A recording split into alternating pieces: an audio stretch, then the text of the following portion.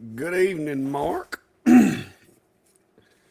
Yeah, I'm gonna give it a couple of minutes. I'm a little early. I'm gonna give it a couple of minutes before I get started here.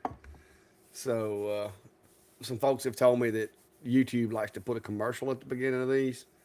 So I'm gonna just sit here basically long enough for a YouTube commercial to play before I doing anything too interesting and started on this design.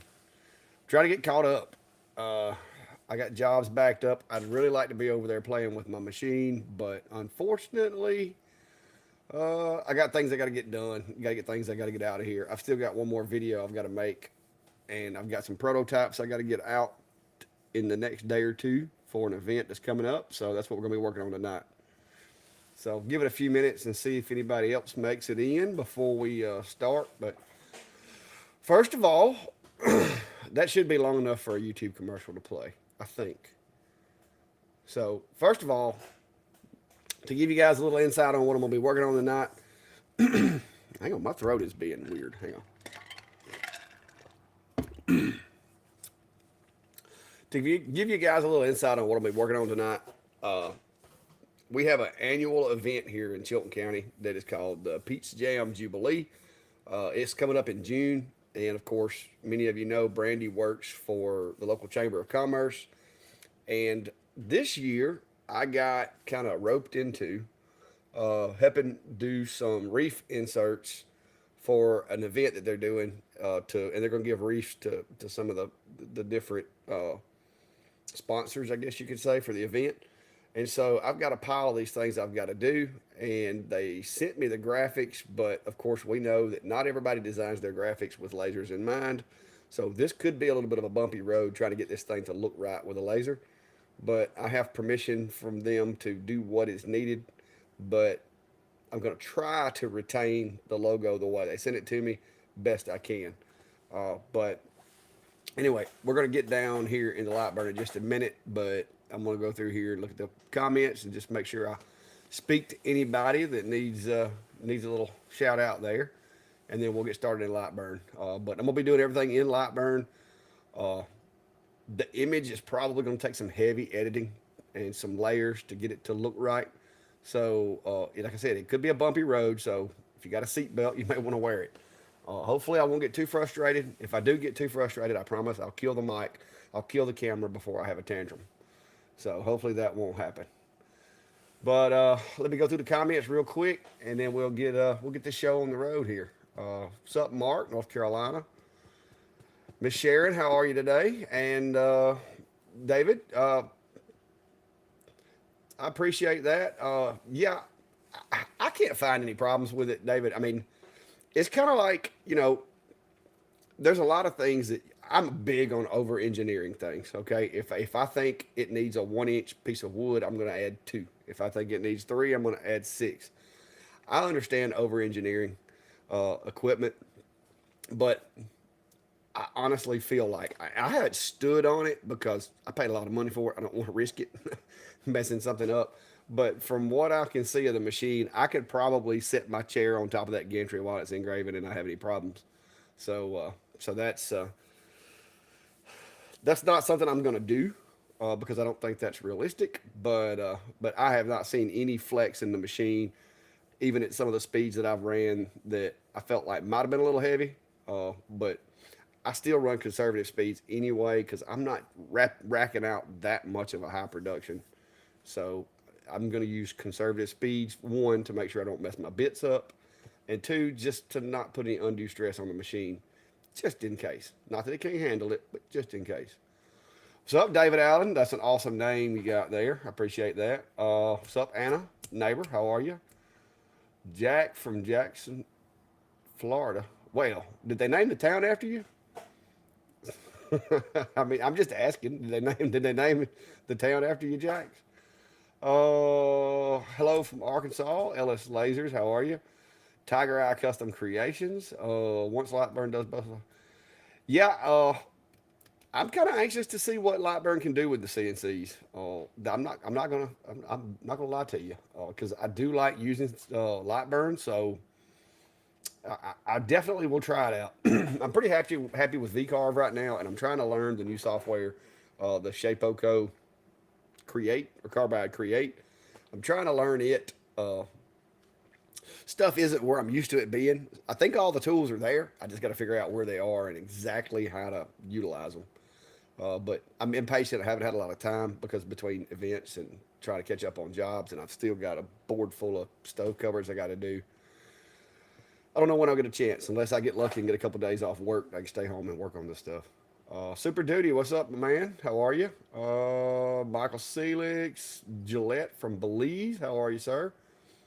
I had some Peruvian food while I was in Georgia. That was interesting. I guess I was one of the folks that just assumed everybody south of the border ate the same kind of food. Boy, was I wrong. It was actually really good. Had some octopus, had mussels in it with the shells. That caught me by surprise. But I messed around and let Daniel from over to Live Pixel Creates, I let him order my food because he has some Peruvian and Spanish ancestry. And so I let him order the food for me, and I didn't know what I was eating. So I guess that's the risk you take when you let somebody else order your food. They don't tell you, hey, be careful, there's mussel shells in there.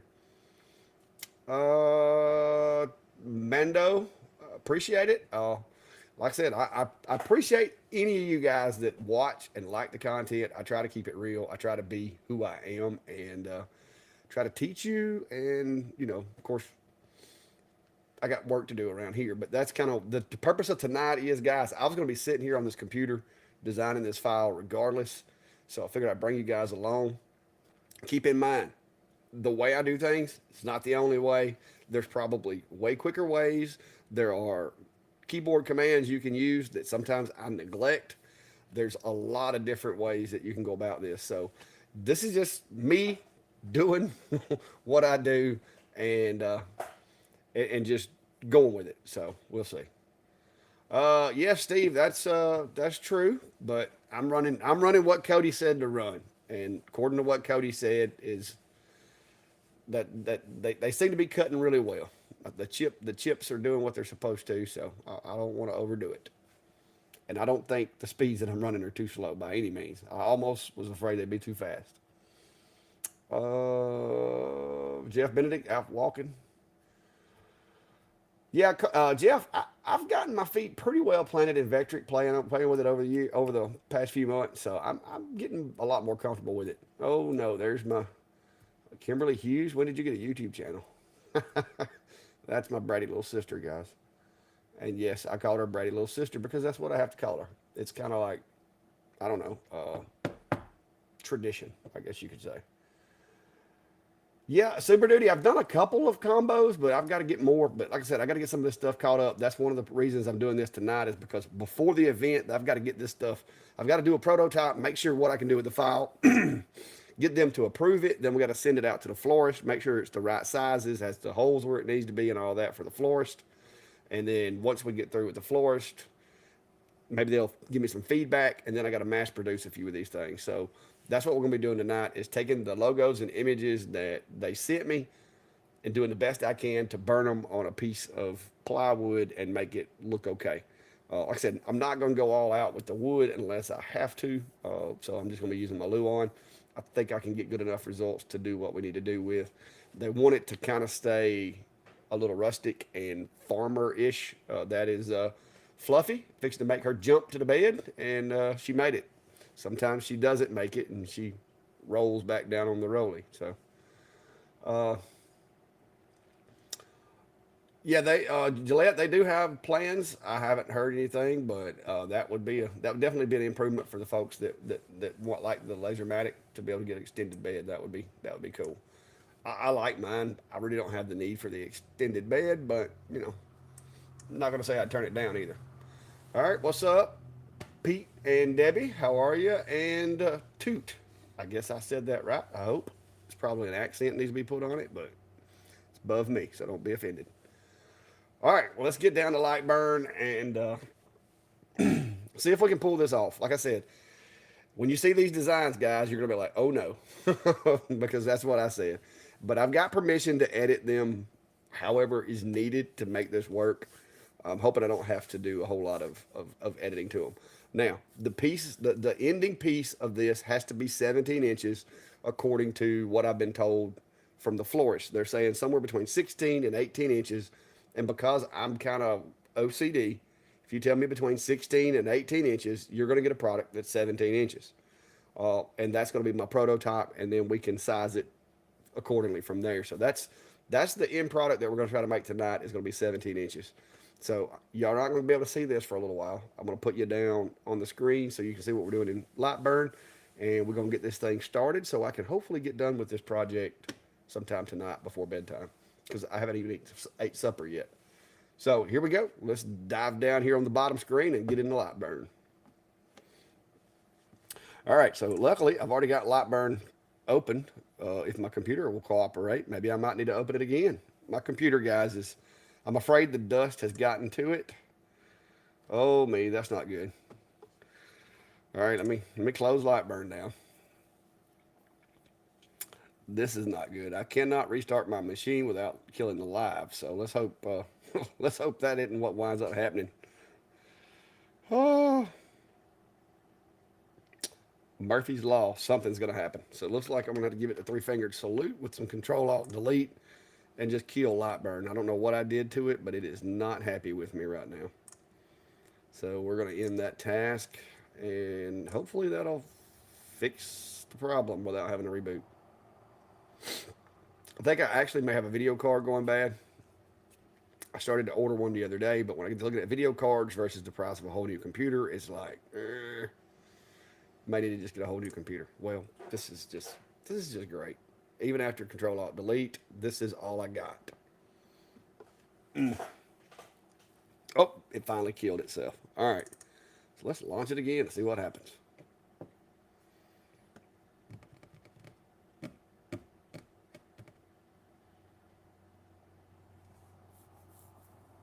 Okay, all right. All right, so it loaded. Let's see what we can get done. All right, so I got the two images, guys, and I'm going to go ahead and pull the images in just so we can look at them and get an idea of what we're into here. Okay, this one, I actually think this one may end up being the better of the two. Let me go ahead and drag the other one in. We can look at it.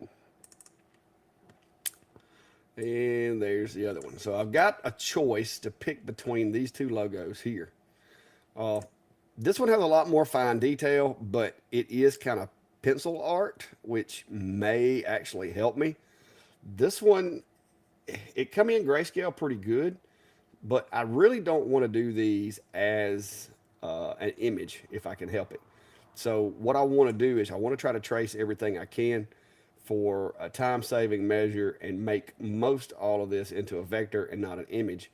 But I'm not too sure I'm going to get away with that with the peaches. The peaches will probably end up having to be done as an image. This, I might get lucky. So that's what we're going to try to do. Of course, the peaches are probably going to be an issue. So what I'm going to do now is I'm just going to see what kind of trace results I can get with this. And I will tell you this, a lot of times, if you'll play with the settings in here, sometimes you can get a lot better or a lot worse results depending. And the graphics definitely looks like it's going to struggle. The text, maybe I might get it.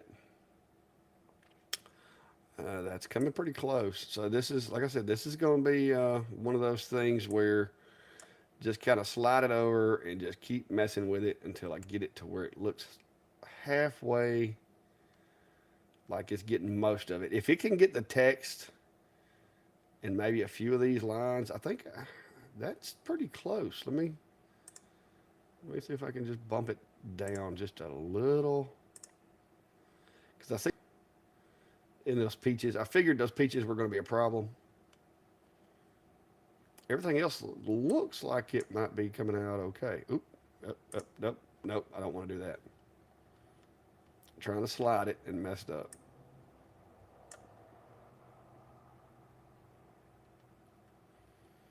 So let's see how bad it's messing it up. I don't know. I think I got everything but the peaches. Let me go ahead and I'm not going to delete the image. I'm just going to go ahead and let it trace this for me. And then we'll move this away from the image and kind of try to see if we can clean it up and make it make sense. So first thing you'll notice is it's throwed an extra line around here.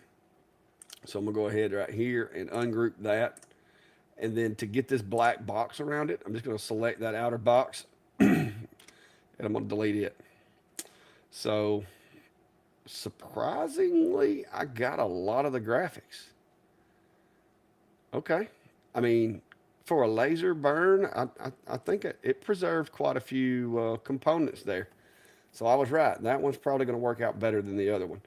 So what I want to do now, because I kind of like the way this looks, uh, all but the all but the peaches. Let me see if I can get these peaches out of here.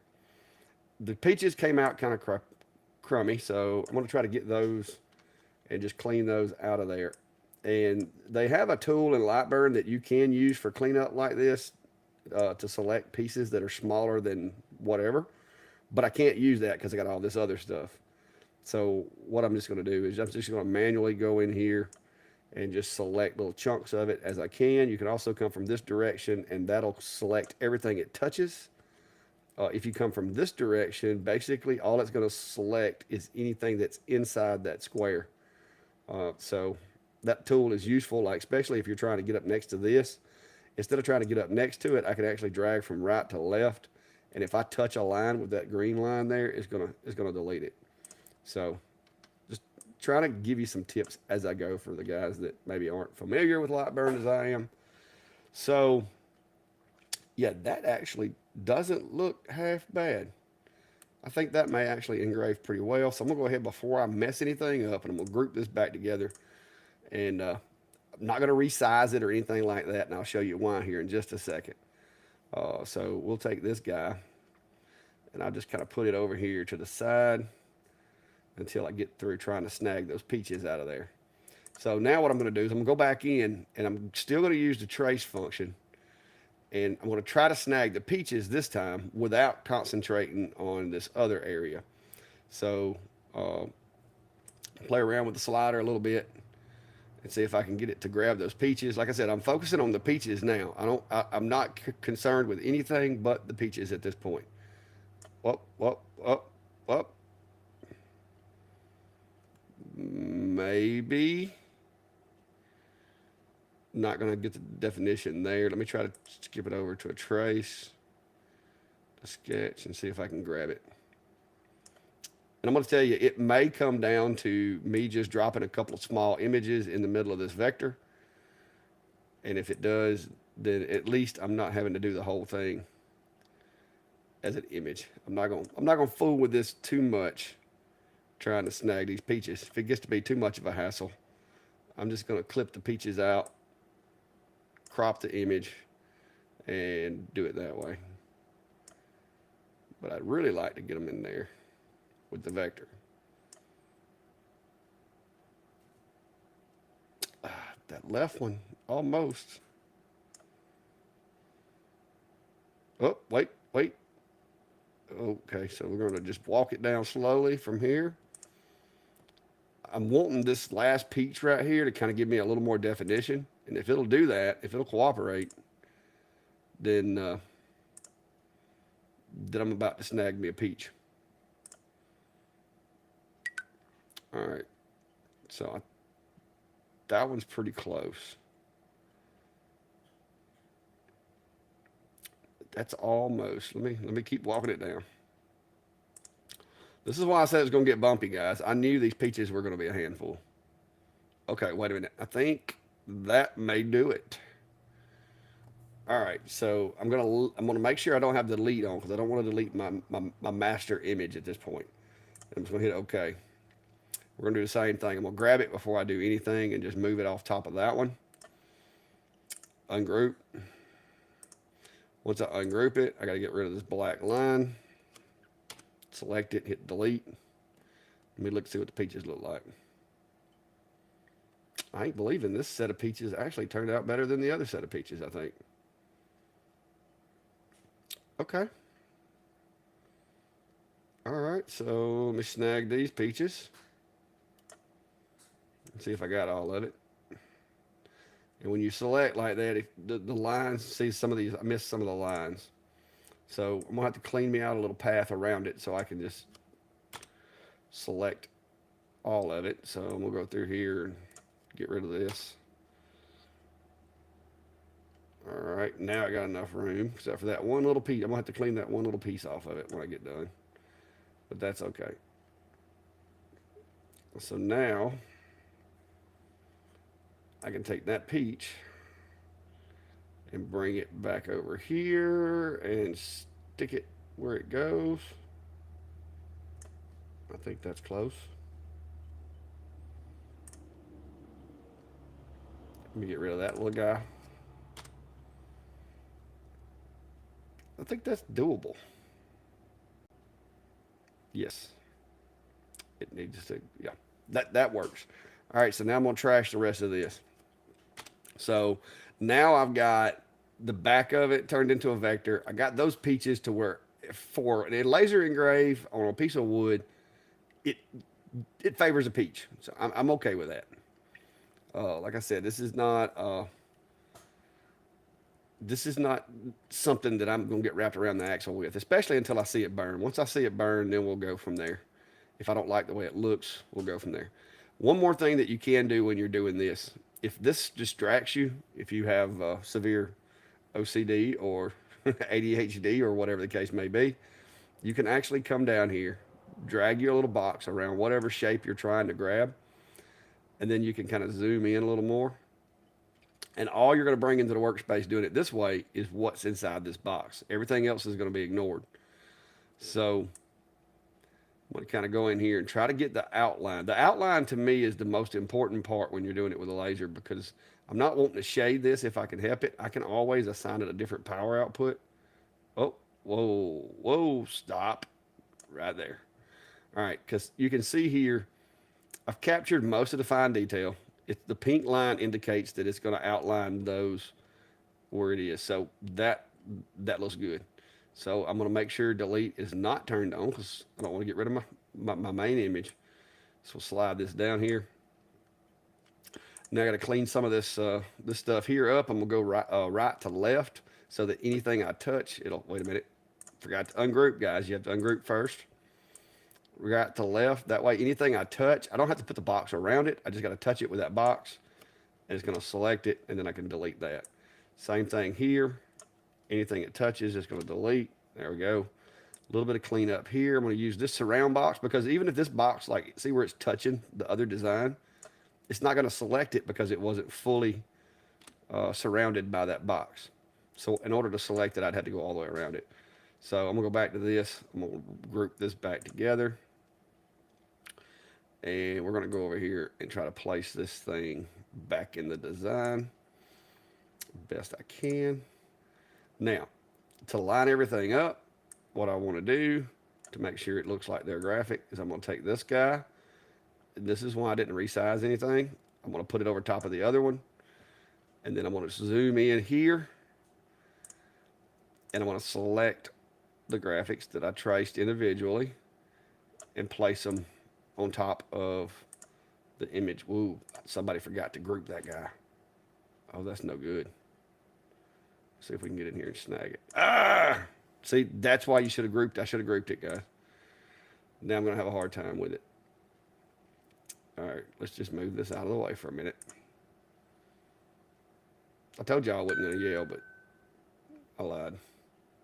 All right, so now I'm going to get that. Group it. Okay, hang on a second, guys. I'm getting messages. Last time I got a message during the live, when she knew I was live, it was something I was doing wrong.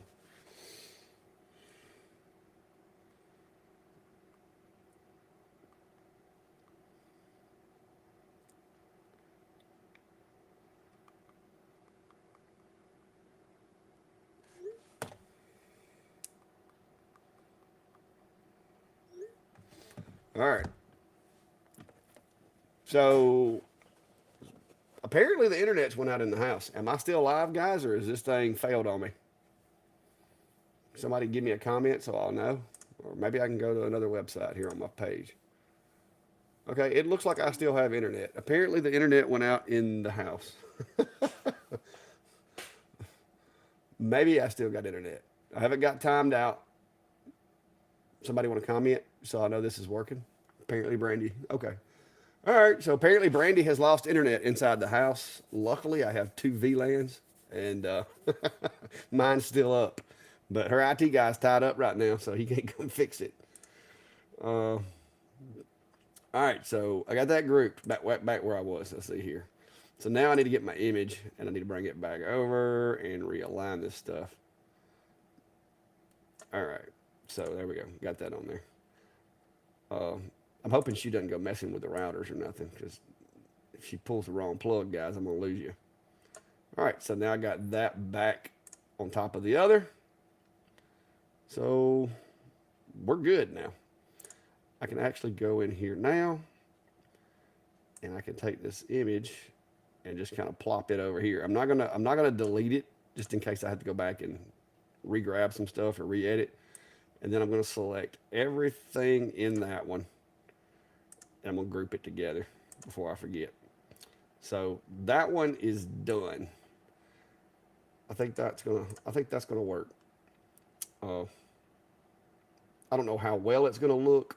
I may actually have to go in and play with it, but you gotta remember too, guys. We're supposed to be making this thing 17 inches. Echo. How many millimeters is 17 inches? 17 inches is 431.8 millimeters. Okay, so we got to make this thing 431 millimeters. Yeah, Echo is my personal assistant. Yes. Somebody forgot to hit the lock button. 431. All right, so it's actually going to be about that big. So that's going to help a lot of those little small details. That's going to help them. Well, actually, the board's going to be 17 inches. So we'll make this. Give me 50 millimeter border. No, I need a 100 millimeter border. So we'll make this 250 because the board's going to be 17. I don't want to go all the way to the edge. All right, so there we go.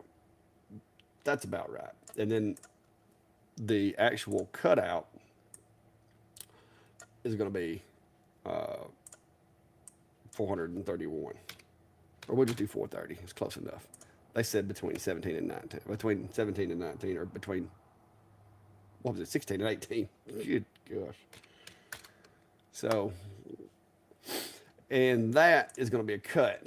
So, and yeah, guys, when you're making a circle, if you hold, woo, okay, we may wind up having to cut these things on the CNC and then engrave them over here. All right, let's shrink that down. Let's lock that, and let's just go for 375. We can do that. All right, so now I'm just going to kind of bullseye these things together there. And I think this is going to look pretty decent. It just looks a little, is it me or does it look like it's not centered? I know it is centered. No, it's not centered because it's not perfectly round. So I'm going to use the arrow keys to kind of get this thing centered.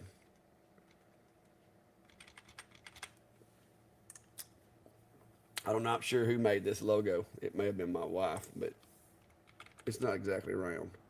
That's going to bother my OCD. But the good news is I've got some text that's got to go in the bottom. So if I go up and to the left a little, that's going to leave me, because I've got to put the name, like the sponsor level down here. So, if you're in millimeter, you can snap 17 inches into the. What, seriously? Oh, yeah. I'll have to try that some days. I just always ask Echo. That's why I keep him around. All right, so the text that I've got to have below there is going to be Ruby Prince, Southern Pearl, and June Gold. So we're going to need some text boxes with that. So I'm going to go ahead and type these in, and then we'll play with the text. So we're going to call, one of them has to be called Ruby. And for those of you that don't know, which I wouldn't have known if they hadn't told me, these are different breeds or different varieties of peaches. I thought a peach was a peach, but there are different brand varieties. So the Ruby Prince is going to be one of them. Southern Pearl is another one.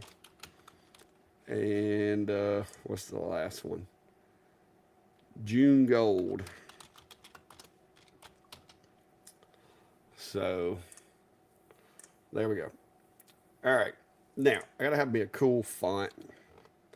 I don't want to use just that font. So I want something a little more festive. Oh, wait a minute. Wonder how that would look. Yeah, let's play around here.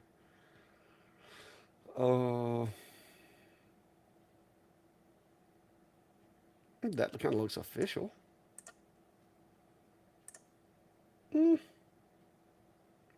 Maybe. All right, so we select these guys and turn them into an engrave because I don't want that to be a cut. I'll be cut the letters out. So Southern Pearl is the biggest name, so I'm going to use it for kind of my sizing here. And I can actually go a little bigger with the text because the other ones are actually going to be smaller. So I always try to use the largest text that I'm going to be using in the designs to kind of give me a go by.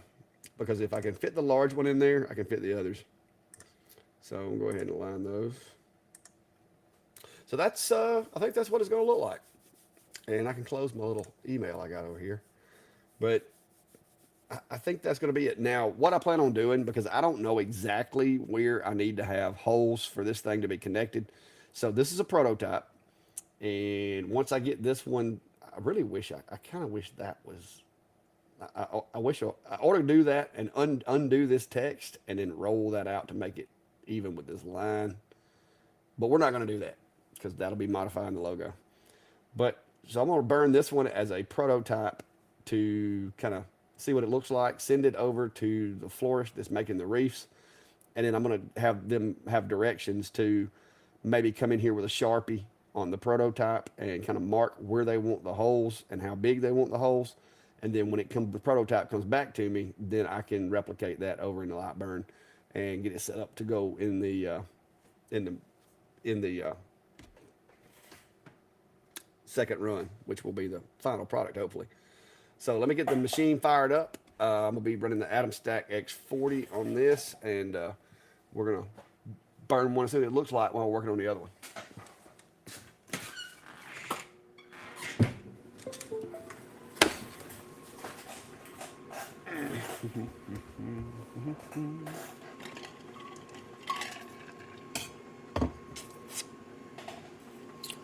All right, so gonna swap the COM port over. I'm gonna go over and take a look at the console. Has my COM ports changed? Or is Lightburn being slow? Nope, Lightburn was just being a little slow. I'm telling you, I think my computer's on its last leg. It's been a good computer for the past 10 years, but I think it's getting close to time.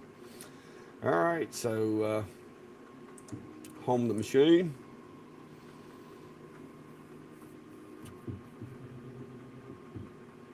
Update my overlay, and you'll see I have a large piece of plywood in there. Of course, I got a drag chain in the way, so I'm going to go ahead and move my machine up to my little park location because it just bothers me to have stuff laying in my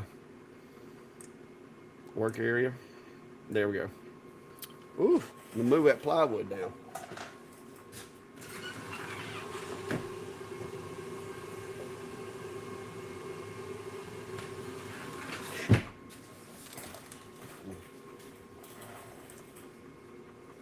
There we go.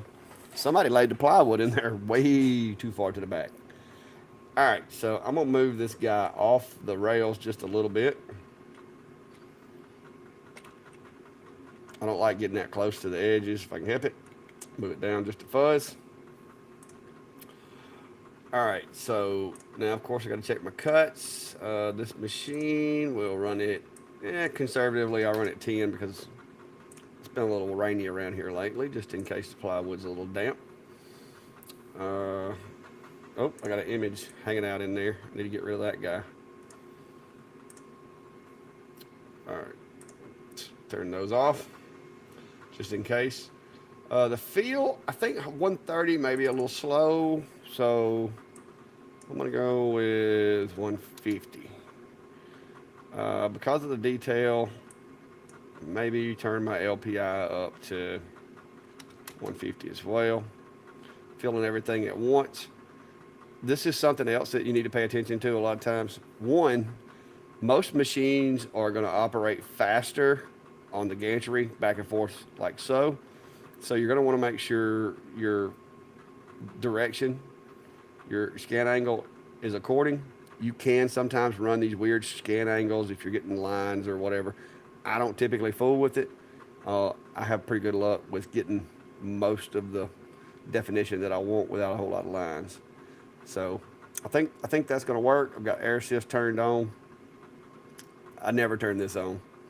And so we're good. I'm going to bump that home button one more time just to make sure everything works like it's supposed to.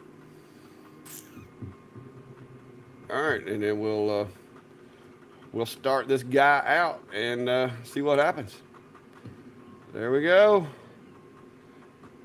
It's off to the races with that one. So back over to Lightburn to start designing on the other one while that one works. Now, this is something that a lot of folks ask me about. Can you work on something while you're running your machine? And the answer is yes, you can. Once that file is sent, it really doesn't matter what you do in here. It's not going to change anything. So I'm going to go ahead and take this one here and bring it in. This one ought to be easier. I'm not going to say it's going to be easy, but let's see what the trace does just running the default settings. All right, so I got everything but this little peach here, and the outline there's not showing up real good. First, I'm just going to cheat and flip it over to sketch trace and see how much more that gets. And it did get a little bit more, but it's still not quite encasing the whole peaches. So I'm going to slide this guy to the left.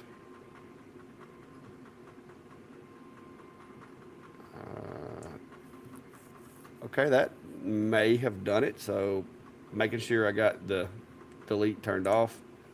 Hit OK. Bring that down here. Ungroup. Get rid of that line. Well, that was rather easy, guys. I think that's acceptable.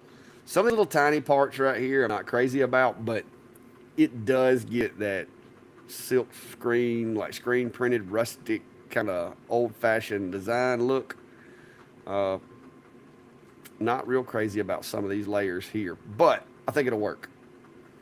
So we're going to leave that be. I am not messing with that at all. That was too easy. So group that back together. Take this, put it back up here. I'm going to come over here and duplicate that guy. And I'm going to put me another one over here on this side. I should have room for two of them. All right, grab this guy here. Just stretching it from the corner. Try to get it proportionate to the other one. At least close. Oh, wait a minute. The bottom of this one's a little busier. Shrink it down just a touch. Because there's going to be a bow on these things as well. All right, let me just holding control, select the outer ring, and I'm going to align it vertical center.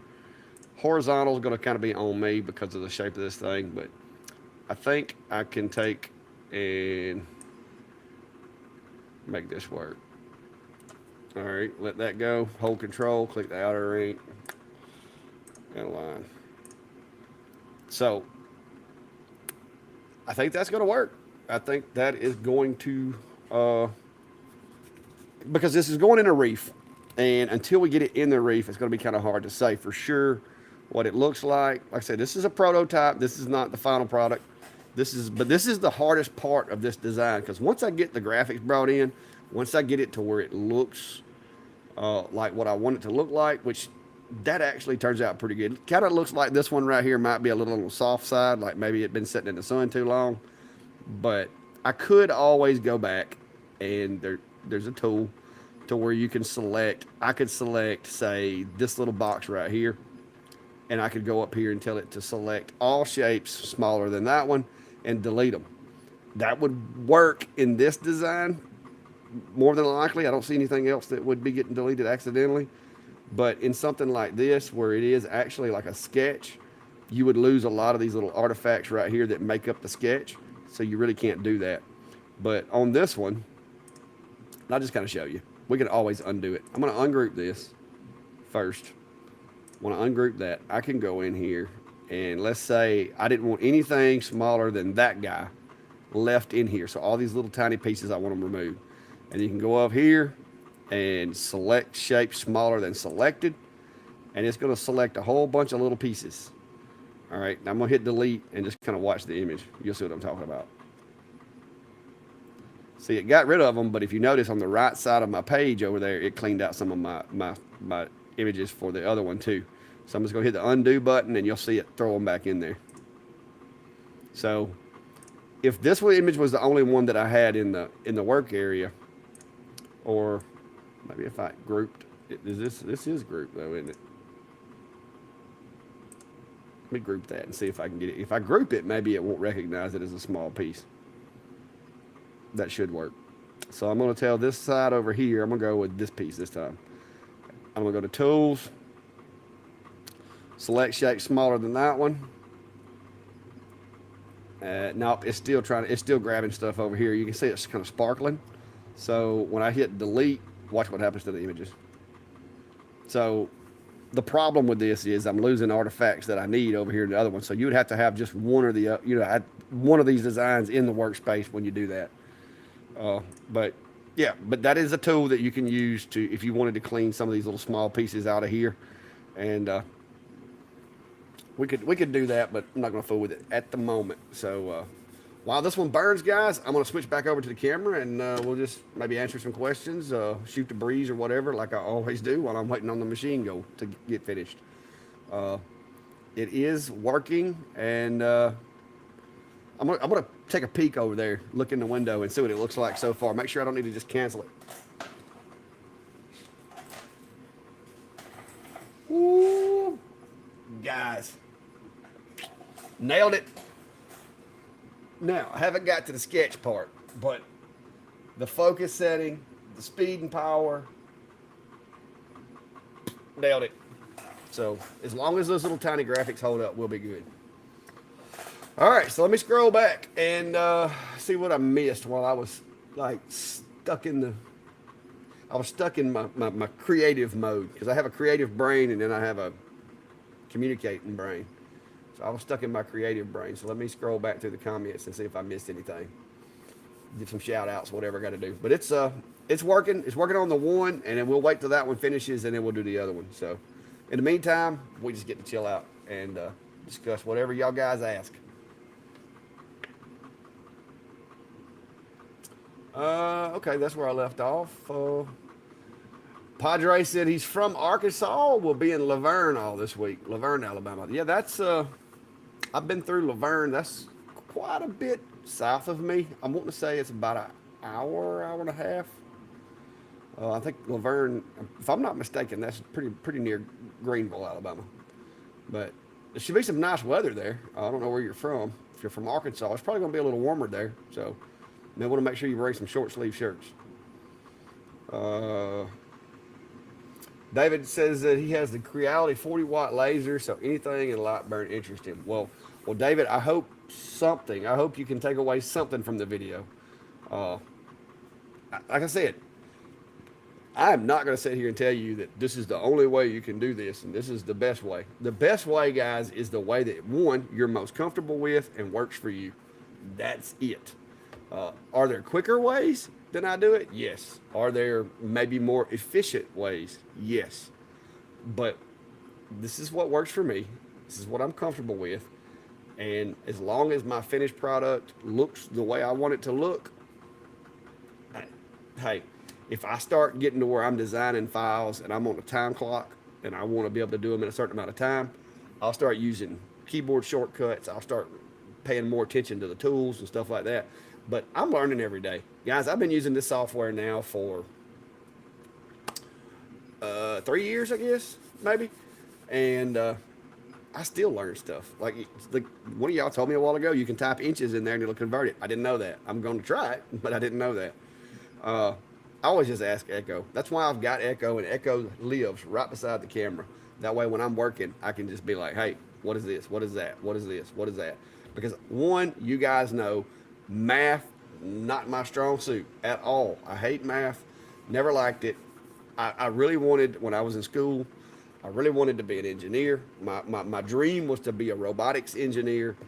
And then I found out that being an engineer means you have to do all this math, which made no sense to me because they made me buy this big scientific calculator that could do tangents and cosine and all this, but yet you had to be good at math. But you got to use a calculator. So I just got discouraged and decided that wasn't for me after all. So, but fast forward 35 years and I work on robots. So I'm not a robotics engineer, but I do work on robots. So what did the colleges know?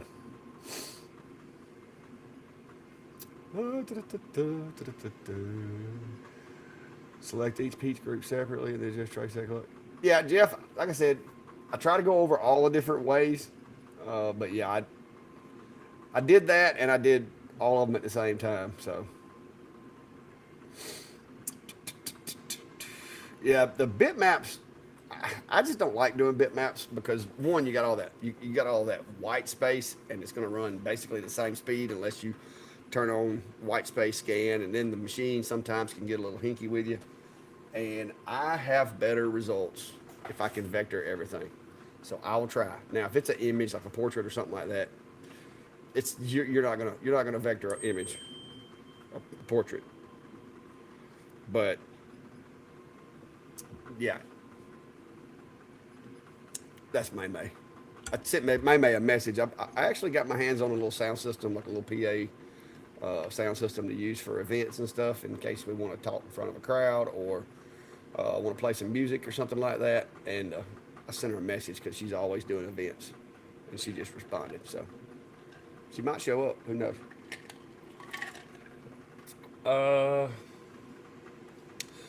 Knott says as soon as he gets back from seeing his little niece, they're going to buy a Lightburn. XCS is driving me nuts. You can't trim edit nodes or any of the things that I use in AutoCAD.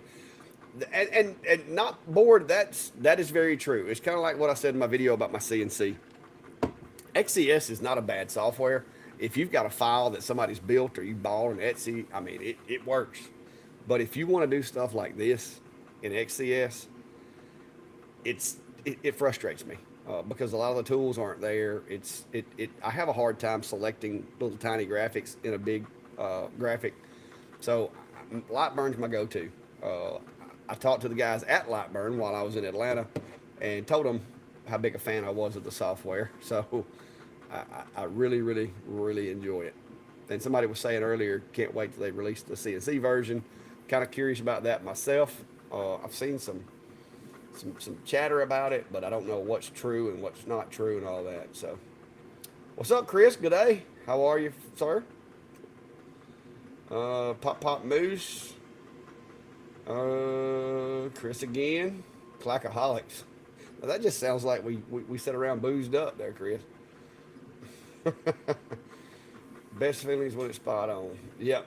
A live pixel. Ah, you missed it, Daniel. I was telling everybody about how you fed me mussel shells. I told them never let the Peruvian guy pick out your food because you never know what you're eating. But that was a lot of trust. That you got to admit. Would you let somebody you just met pick your food for you? I have some pretty good trust there. Actually, I was just hungry, so I didn't really care what you got me. I was going to eat it unless I couldn't catch it.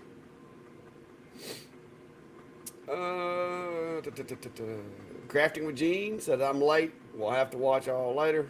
Well, okay. Crafting with Gene. You can catch a replay if you need to know how to do this, and hopefully it'll be helpful for you. What's up, Thomas from Ohio? LS Laser Engraver. It's 80 in Arkansas today. Oh, well, you'll be right at home down here then. It may actually be cooler here.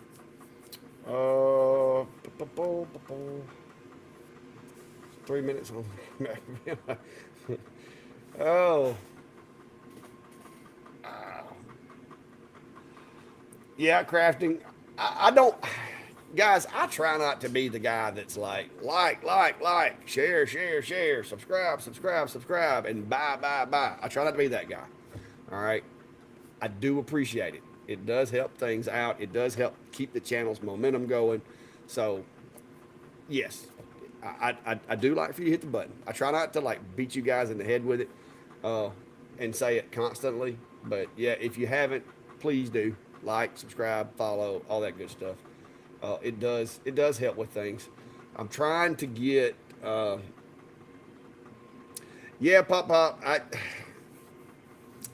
It's probably I probably need to turn those off sometimes during the lives. But for some reason they've changed the way they do the ads. And used to it would like there would be just a couple, and it seems like maybe lately they're starting to slam a little more in there. I don't know why that is, unless it's because the time of the year. I don't know, but I may have to look into that. Yeah, Chris, that's the best way is to go premium with YouTube, and that's my fault because a lot of times I don't always see the ads to know when they're popping and when they're not. But pop, yeah, if you're still working with a 5 fast, it's not necessarily going to be an option, but I mean, a 5 watt, especially in engraving, will do a really, really good job. Now, cutting, it's probably going to take you a minute. Jack in the shot, working on the video now, how to vector a photo. Yeah, it's photos are definitely challenging to get the right shading. Yeah, Steve, I got an email from Xtool asking me if I wanted to join the beta for the new release, but with everything I got going, I don't know that I've got time to agree to have a video out in a certain amount of time. I sent them back an email, basically letting them know I wouldn't mind trying it out, but the timeline may not work with me with what everything I got going on right now. Oh, yes. Thomas is asking about cameras. If there's a camera that'll work with a full 400 by 810. Thomas, this camera right here that I'm using, which is exactly the same camera as I'm using in Lightburn. It's if you go to my Amazon shop, I've got it listed, but I can try to get a link and drop that without, maybe it won't break my comments. But that camera I run that camera on all my machines. That machine there is 850 by a little over 400. And you can see down here in Lightburn, it sees the whole work area. If I update the overlay, you can see it's showing everything. If I turn the fade off, you can actually see the engrave, and it's very close, but keep in mind with cameras, it's not going to be exact. It's a tool to use to lay things out and make sure they're going to fit and kind of get you in the ballpark. If this was something that I was engraving, I would still frame a circle and all that good stuff. But you can see, even as big as my work area is, that's a pretty good tolerance as far as the accuracy of the camera goes. It's not going to be perfect, so no matter what you get, do not expect perfection from the camera. But let me see if I can get you a link, and I'll drop it.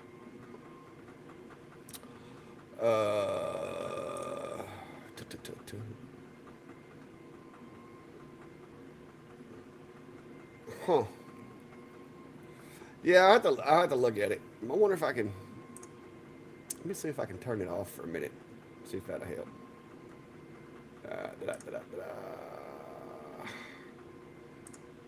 Give me just a second, guys.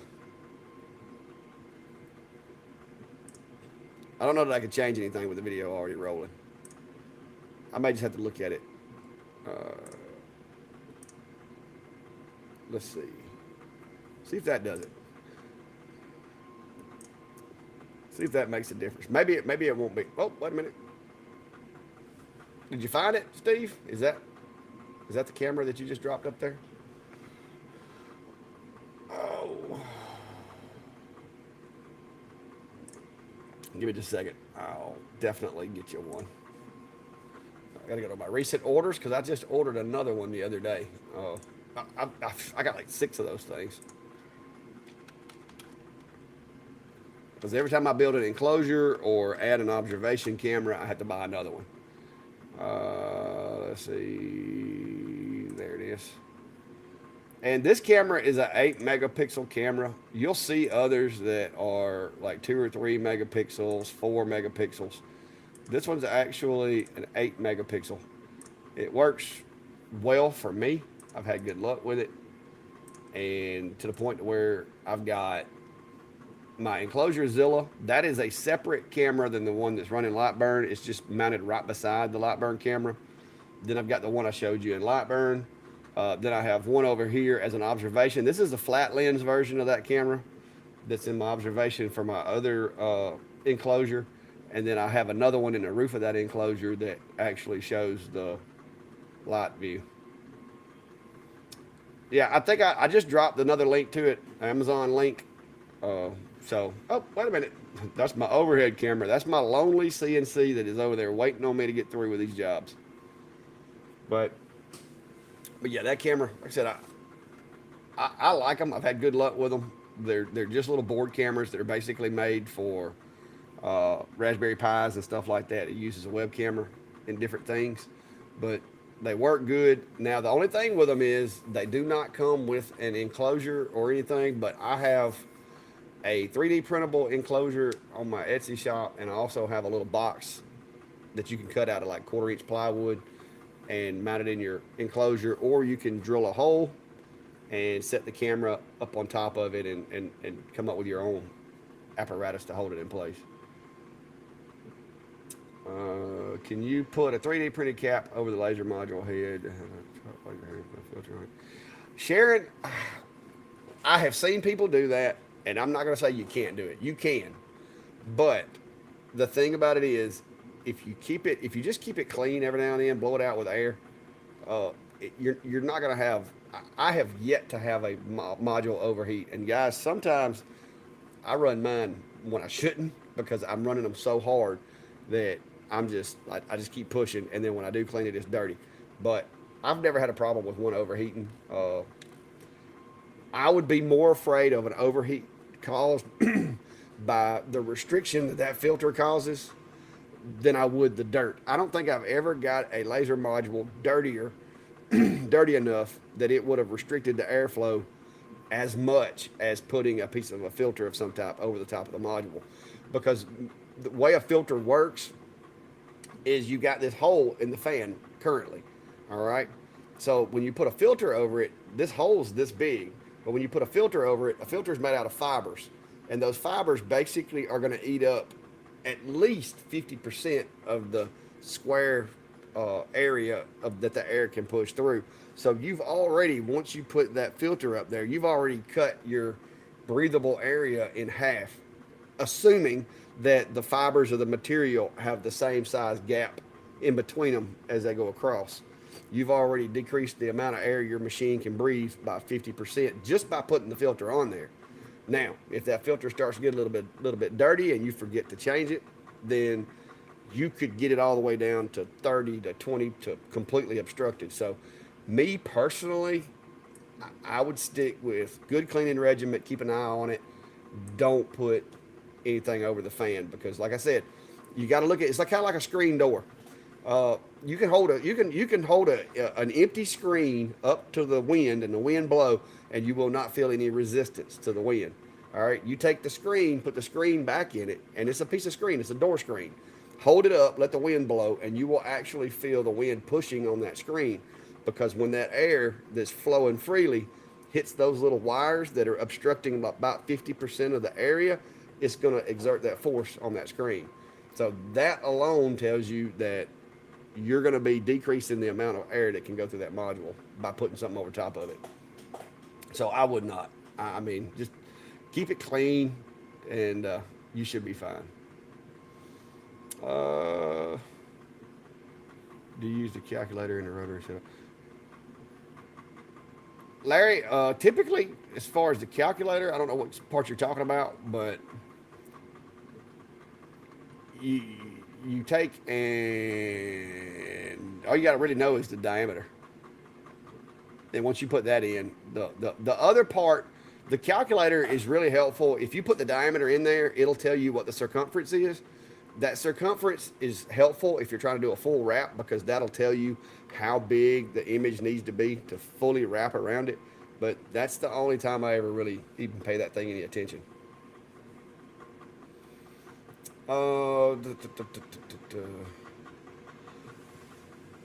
Miss Sharon, if you're getting a lot of gum inside that module, I'm gonna be honest with you, that sounds like you're not getting enough ventilation through your system.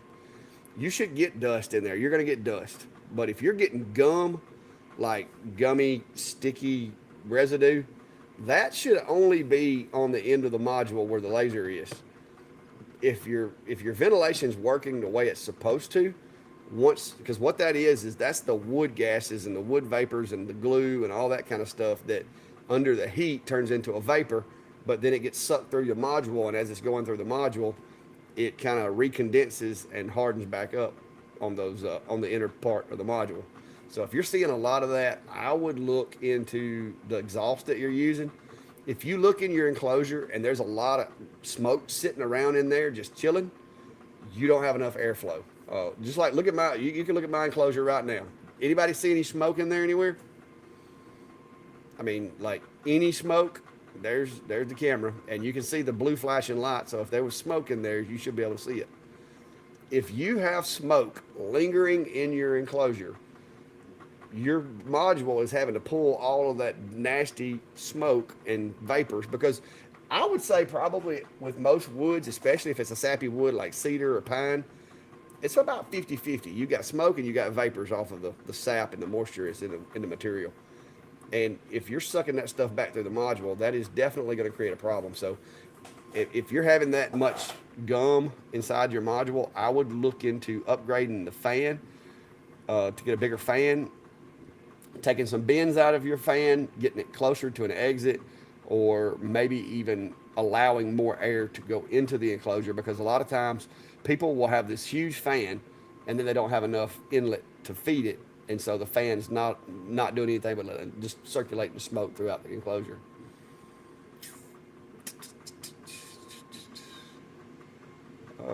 Anyway, we can shorten the engrave is a A+ for machine longevity. Oh yeah. Yeah, I just do it mostly for time and because I do prefer vectors.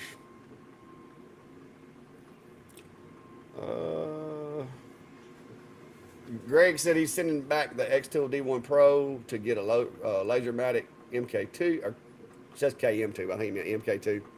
Gave up on the Genmitsu LC40. Yeah, I haven't tried the Genmitsu LC40, but I did have a little bit of a hiccup, I think, with my L8 that I had to reflash the firmware. But yeah, I mean, I haven't had any problems with the Lasermatic. I did have a few connectivity issues the other day, but I think it was something with Windows. I don't think it had to do anything with the machine, because I've had that same issue was popping up with other machines at that time.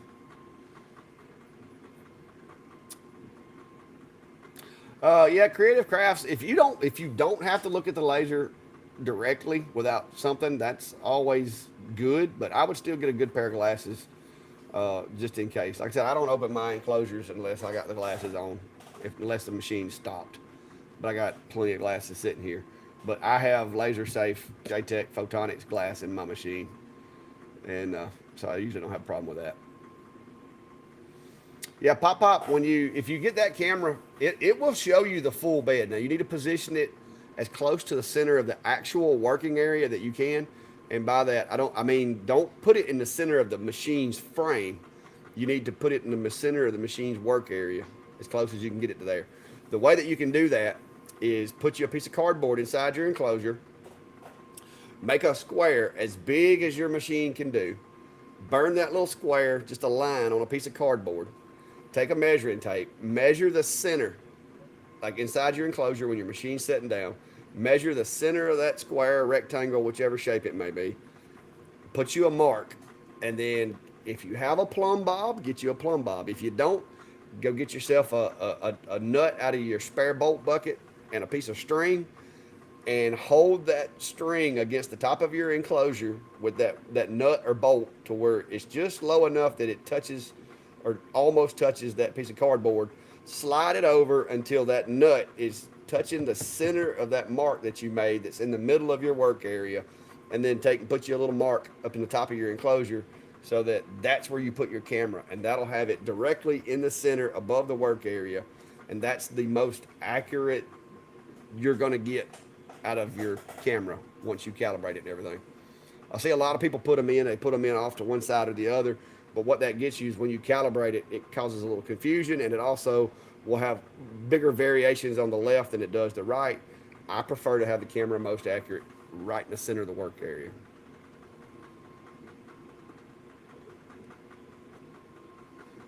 Yeah, Cole, I'm happy with it so far. Like I said, I know there's some folks out there that are diehard Onefinity fans, Steve, but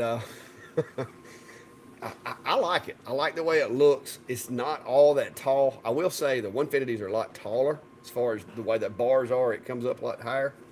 Uh, the Z-axis on this thing is built like a truck. I mean, it is, to me, the Z-axis on this one, after seeing all of the Onefinities over at the and in Georgia the other day, the Z-axis on this one looks bigger. Like, it looks bulkier and bigger than the one on the Onefinity. And I know Shapeco or Carbide claims that they have the strongest, most robust Z-axis. I don't know if that's true, but I can tell you it is a very intimidating looking, heavy Z-axis. But it is as big, if not bigger, than the one on the Onefinity. Yeah, I didn't have my Amazon shop links in here today, but yeah, I've got a lot of different stuff in there. Do you deliver to Australia? Deliver? I don't. Chris delivers in Australia. If you want to talk to Chris over there, I don't. I can't get nothing to Australia. I can't afford to go to Australia, let alone deliver.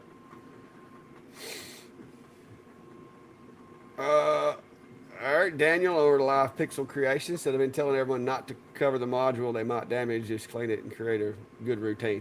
Yeah, I agree 100%, Daniel. I mean, because if you think about it, airflow depends on an opening. A filter is, it's things that are obstructing an opening, and when air passes by it, it compresses it, or either it causes it by static or friction or whatever. It causes the dust and stuff like that to stick to that filament or that whatever the medium is for the filter. So it is definitely going to decrease airflow. When scientists or engineers are building cars or building air conditioners or building whatever, they take into consideration the resistance of the air filter that they're putting in there, and they oversize the air intake, raise the pressure, or whatever they have to do to make that work out in the long run. But when they engineered this machine, they did not engineer it to have a filter, and if you add one, you're going to decrease the amount of airflow.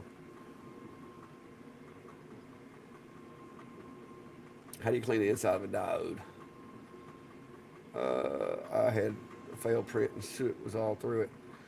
Well, I did a video the other day on the MK2 where I took the module mostly apart. I do not recommend taking them all the way apart.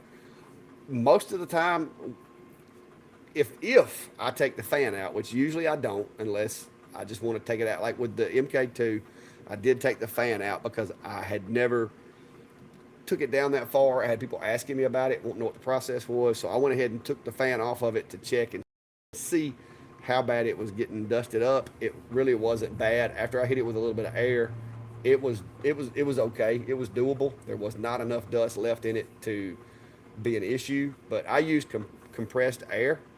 I use it straight out of my air compressor.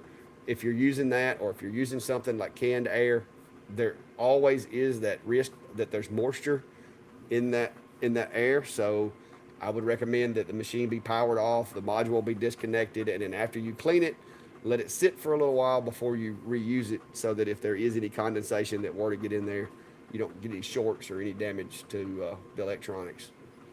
But yeah. 48 by 48 enclosure. Yeah, I would definitely either put 2 fans or I would put a really big one. One of the two. That would be my recommendation. Let me see what this thing looks like over here. All right, guys, look at that. Look at that. Yeah. And looking good. Looking good. I think I nailed it, guys. First try. First try. And I was really thinking this was gonna be one of those lives where I'm stumbling around like a buffoon trying to get it to work. But hey, got lucky. It may have been the pressure from you guys watching that helped me to make good decisions tonight in this file design, because it don't always go that smooth. So if you're new to lasers, don't think this is like the way it works every time. This is not it. I have had things come out looking like they got caught in a forest fire. I've had things come out looking like it just like the laser missed it altogether. I mean, you're going to have varying results. The more of it you do, the more repetition, the more practice, the more you get familiar with your machines, your settings, your materials, the easier it gets. And trust me, I've got some experience on lasers.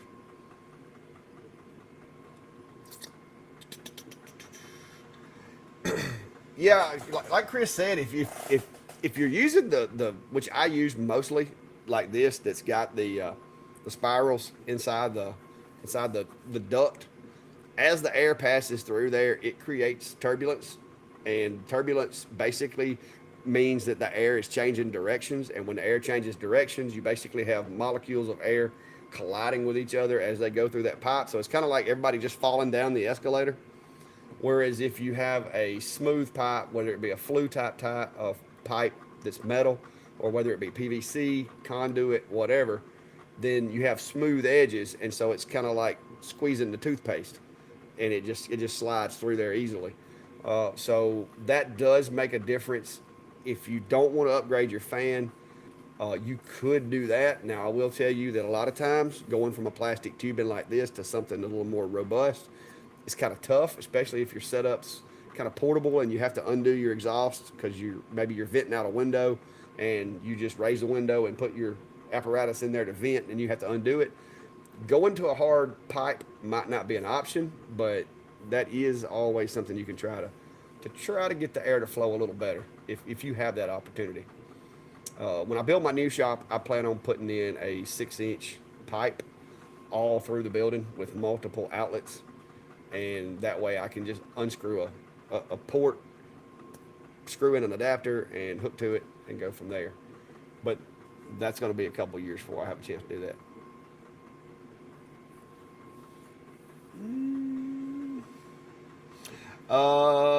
Larry, like I said, I haven't had that problem. I don't know. I'd have to see the whole setup, but if it's compressing your design, make sure that you've got your steps per rotation. Make sure you've got that set correctly, because typically if you put the diameter in, it'll automatically calculate the circumference for you in the rotary setup tool, unless they've changed something. But I'd have to see the whole process.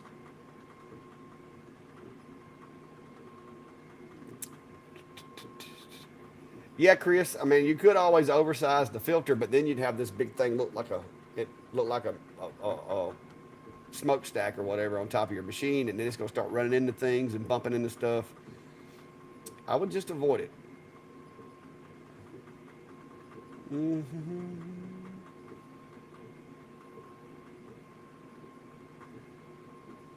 I see you're burning something cool, but not smoke. Yeah, I try to avoid having a whole lot of smoke in my enclosures, guys. That's the whole purpose of that's the whole method of keeping the machine clean. If you look at the top of that module, it does have some dust on it because those little particulates do swirl around in there a little bit. But a lot of that even gets pulled out by the fan. Now, I will tell you this, my fan stays, I have to clean it pretty regular because it'll get gummy. Because it's pulling, I use a downdraft setup. The air intake is closer to the top of the enclosure, and my exhaust is at the bottom. And so that creates the flow of the smoke down away from the module, which helps keep all the smoke stuff out of the module. And it looks like it's fixing to finish up right there with the engrave. Looks like we're fixing to go into cutting now, guys. Now's when the smoke's getting generated. You may actually see a little whiff of smoke come by occasionally when it's cutting, because over toward the front, for some reason, I've got like a vortex that gets formed in there occasionally, and it's like a little tornado. And occasionally it'll run through that, and you'll see a little puff of smoke come up by the camera. But for the most part, I try to keep a smoke-free environment inside my enclosures, and I do that by constantly staying on top of airflow, air inlet, and all that good stuff. So, but we'll let that finish cutting out, see what it looks like.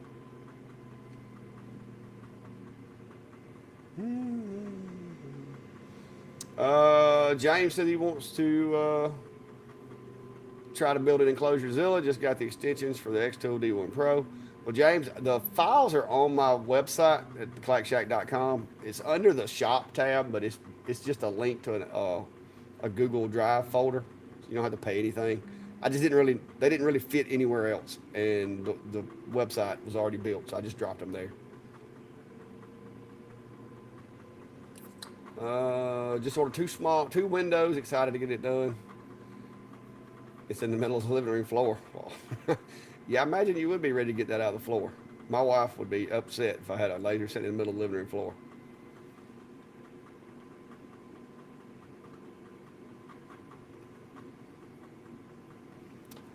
Really don't talk to anyone about your hobby because they don't understand. Just got a TTC 450 CNC to learn on, and no one understands. They just say good luck. Not following. Are they trying to say that it don't work? Because I've seen some people that are pretty happy with the TTC. Is that the two trees? I mean, I know people. I know people will say, you know, if you can't get a 150, don't get nothing. But guys, I learned on a Same Smart 4040. Okay, yes, it was weak. It was slow. It couldn't do a whole lot of cutting. It took a long time to do anything substantial. But I learned the fundamentals, and I got better at it, and I upgraded. You know, when I was a kid, my daddy wanted to teach me how to ride a motorcycle when I was like real little. He didn't go buy me a Honda 750 or a Goldwing to learn on. He bought me like a little Enduro 75, and I learned how to ride that motorcycle. Once I got to where I wasn't wrecking as much on that motorcycle, then I moved up to a 400 Yamaha, which was a pretty good sized motorcycle. So me personally, I don't see the problem. If you don't want to spend the money on a big CNC and you want to do small projects, the smaller ones can do it. Are they going to do as precise of a job? Probably not, but you can make some pretty cool stuff. I made some pretty cool stuff with the little 4040 I had sitting there. Now, you better go ahead and set aside about 4 hours if you wanted to do like one of those cool flags or anything like that. But I did some pretty cool projects. So let's see what this thing looks like. Well, wrong button. Let's go see what it looks like.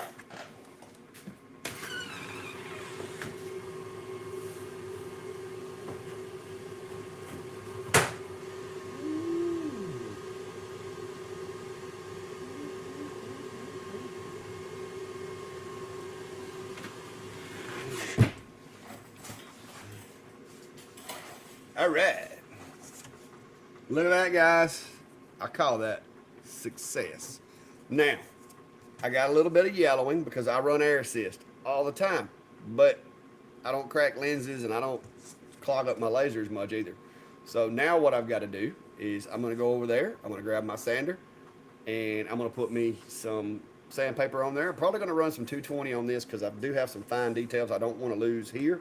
And I'm probably not going to, I'm not going to put a whole lot of force on the sandpaper. I'm going to try to avoid touching this at all, but I'm going to kind of touch up around these letters and try to get any of that yellowing off of there. So let me go grab a sander and make sure I got some 220 on there so I don't get too crazy with the sanding.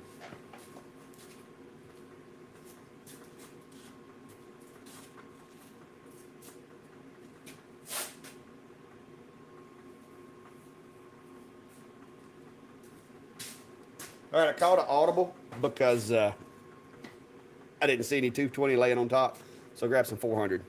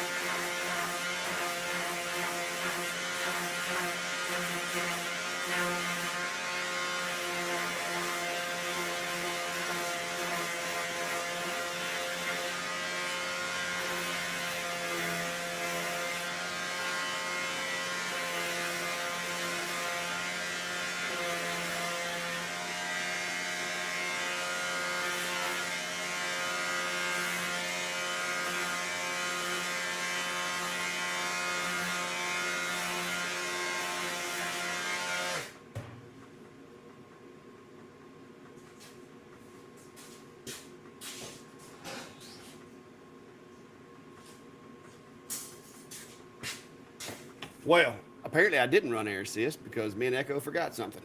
Echo, turn on the air compressor. Okay. So I didn't run air assist.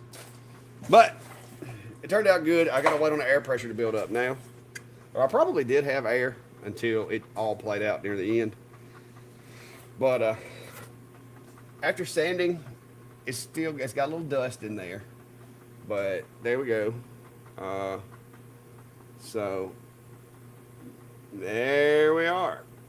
What do you think? Do I get a thumbs up? So, but let me I'm gonna give it just a minute to build up some pressure. I went through there. I don't know if y'all saw what I was doing, guys, but I take the front edge of that sander with that really, really fine sandpaper on there, and I don't apply a lot of pressure. I more or less, I just kind of wipe it and just touch it. And with that really fine sandpaper, all I'm trying to accomplish is getting that little bit of yellowing out from around the design. And once I do that, I move on.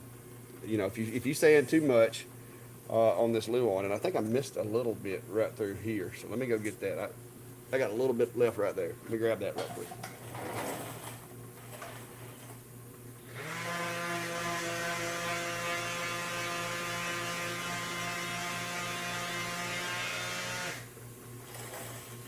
Yep, let me go grab the air hose and we'll blow this off.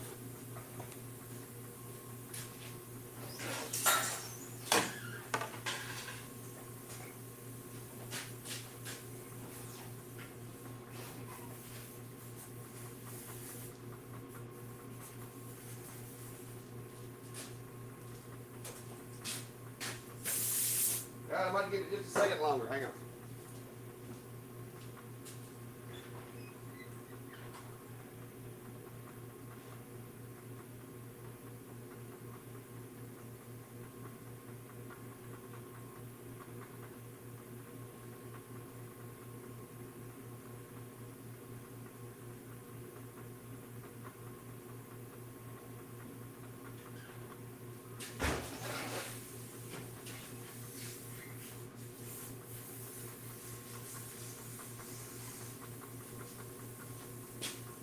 I think I got a hose reel over there, and it looks like the seals are going out in it because it's leaking right around the spool. It's taking it a minute to build up.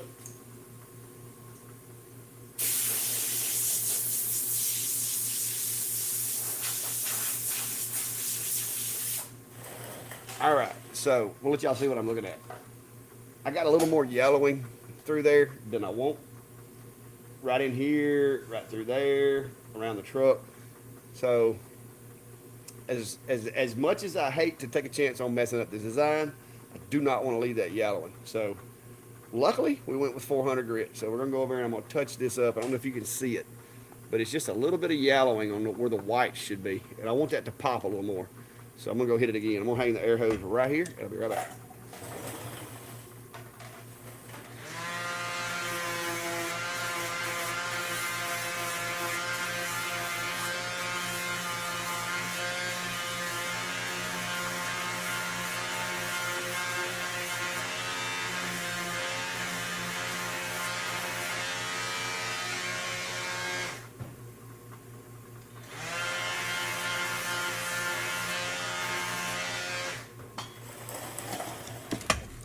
All right.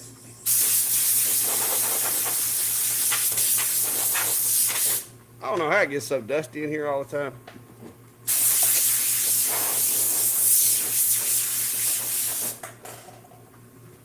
Awesomeness right there, guys. Got the contrast, got rid of all the yellowing. Calling that a win. So this one we're good with. All right, I got to send this to them. They're going to mark where the places for the wire to attach it to the reef need to be. I'll get it back. I'll make changes to the file as needed. Might even burn the holes in this one if they don't mark it up too bad. But but I've got a workable file, so I'm good with that one. I'm going to go ahead and I'm going to export that guy over and put it away, and we'll work with the other one now. So let me see if I can get this air to quit leaking.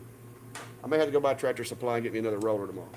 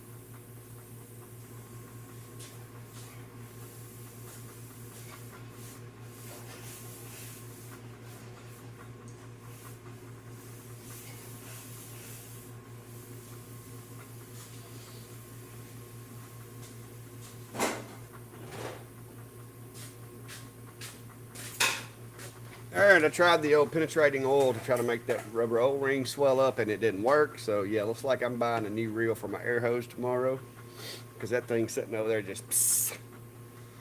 All right, so let me make sure my material's where it needs to be. We're going to do this other one right quick.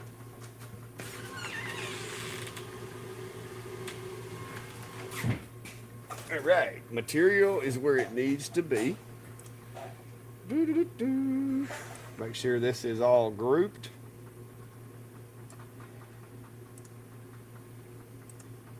And I'm gonna move this guy out of the work area.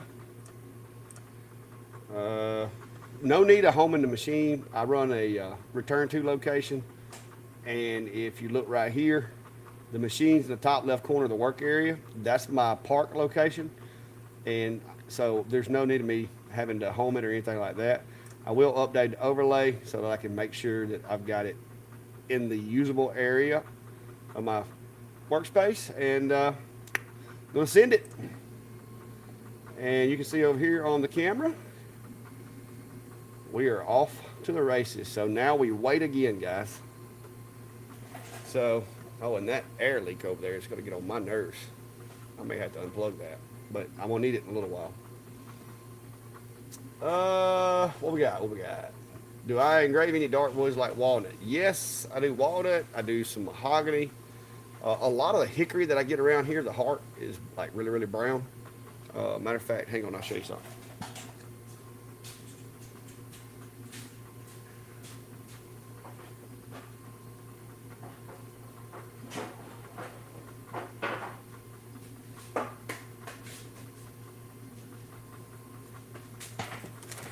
So this is a piece of mahogany that I've got planed down for a project. I was going to use it on a plaque I was working on, but I wound up not doing it. But the secret to this mahogany is you want really, really black burns, and you have to do that by playing with the LPI, power, speed, and the focus. But this stuff burns really, really black, really dark, with the appropriate settings. But now you got to get your settings. So my recommendation is if you get a piece of mahogany like this, while you're breaking it down, and like with this was some old rough sawn stuff, and you can see where it's kind of got some lines on it. When you trim that stuff off on the table saw or whatever, keep those pieces that you trim off of it, use that for your testing, and that'll save you a lot of headache. If you're engraving, and let's say your stock's thicker than what you need it to be, for engraving, you can actually do a test grid on it, find your settings, run it through the planer, get down below where your test settings went to, and then reuse it. I like to call the planer, it's basically my magic eraser, because it'll erase anything off of this wood. Yeah, Chris, I've thought about doing a CNC/laser project on this one, but I don't know. I've got another piece over here that I want to do a CNC project on too, that's mahogany, or magnolia. So I got mahogany and magnolia, which is the colors contrast.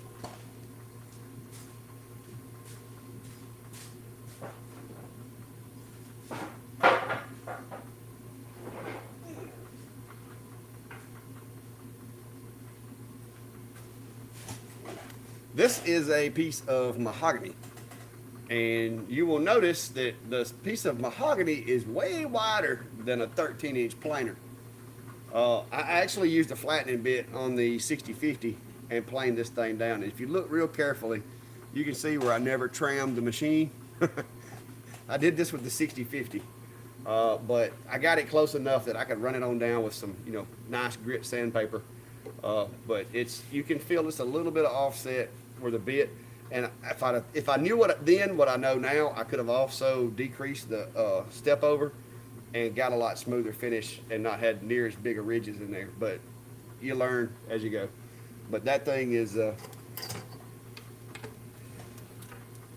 15 inches wide as it sits. Now it still needs a little cleanup on this side because it's got the chatter marks from the sawmill on here. This side still got a little bit of sawmill marks, but this kind of stuff right here, this comes straight off my sawmill. I milled this.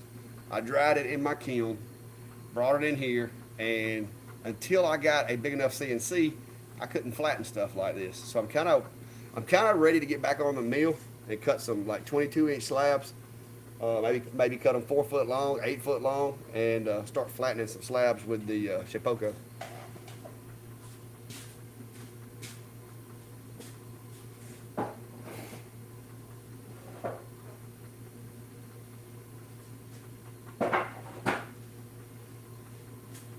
All right, that's enough of the wood show and tell.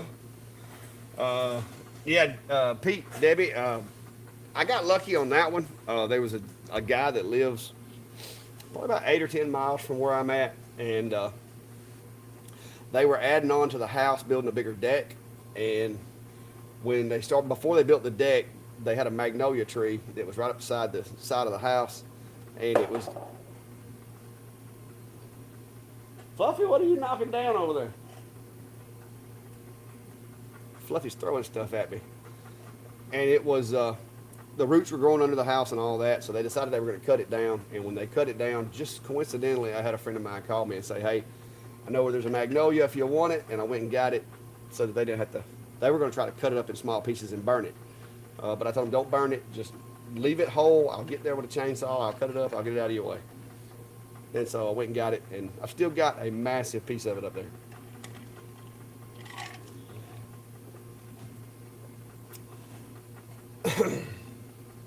Yeah, Jack, I know not everybody does have a sawmill. I agree, and I understand that.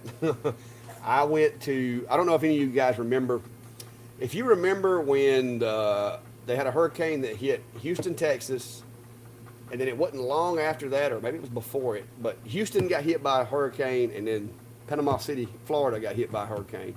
Well, I went out of town and worked security for a private company, basically just keeping looters out of buildings and stuff like that, and lived in my truck. And I will tell you right now, Panama City or Houston, either one during hurricane season, is not where you want to live in your truck with no air conditioning, because there was no gasoline where I was at, so I couldn't run the truck. And if I did run the truck, I was eating up my profits.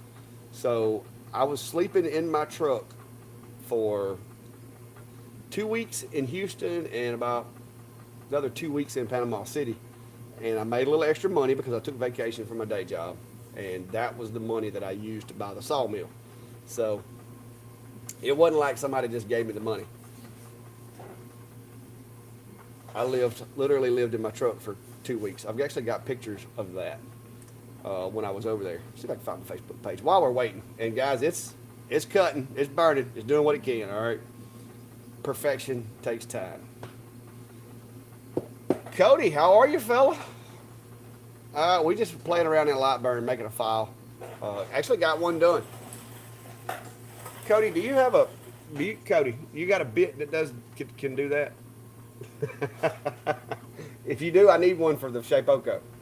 But no, we're playing with lasers tonight, Cody. I think you have a laser, don't you, that you do stuff with? But that's what we're doing tonight. This is a prototype for a design for a reef insert for the Peach Jam that's coming up. And if you want to put it on your travel plans, if anybody is coming, I don't know if you can do that with a 30-degree V-bit, Steve, unless you, like, I don't know. You might could. I don't think it'd be black when you got done, though. You'd have to paint it or something. Some of that graphic is tiny. But yeah, if you plan on being anywhere near Chilton County, Alabama in June, I will be at the Peach Jam festivities. Hopefully, if they don't make me work at the PD, I'm hoping I don't have to. I'm hoping I can take off again. So fingers crossed that I don't have to get told I got to work it. Plan on having a booth set up there, or either a table set up, just visiting or whatever. But either way, I'm hoping that maybe these things that I'm making right here, I can offset the cost of my Peach Jam visit. Maybe even get like an in-kind booth for donating the materials, depending on how much I wind up charging them for each one. But anyway, so if you're going to be in Chilton County first week of June, look up the Peach Jam. I did drop a link to their Facebook page down below, the Peach Jam Jubilee. And if you want to run over there and send them a message that you want to see Clack at the Peach Jam Jubilee, feel free, because Brandy is one of the managers of their Facebook page, and it'll just blow up her notifications. But yeah, I will be there, have a booth set up, either working. I'm going to redo my portable Clack Shack, and I'm going to put the little Atom Stack A24 on it. I've already donated my 20 watt D1 to my buddy Tip, who, if y'all aren't familiar with Tip, I've tried talking him into letting me do a video last night while he was here looking at the CNC. Tip's a local creator here in my area, or local maker in my area, that he has a Shapeco Pro XXL, I think. It's like 30 something by 48. It's not quite as big as mine, he said, but he's the guy that I've been sending a lot of my CNC work to. And he was one of the ones that was instrumental in helping me get this, picking this machine.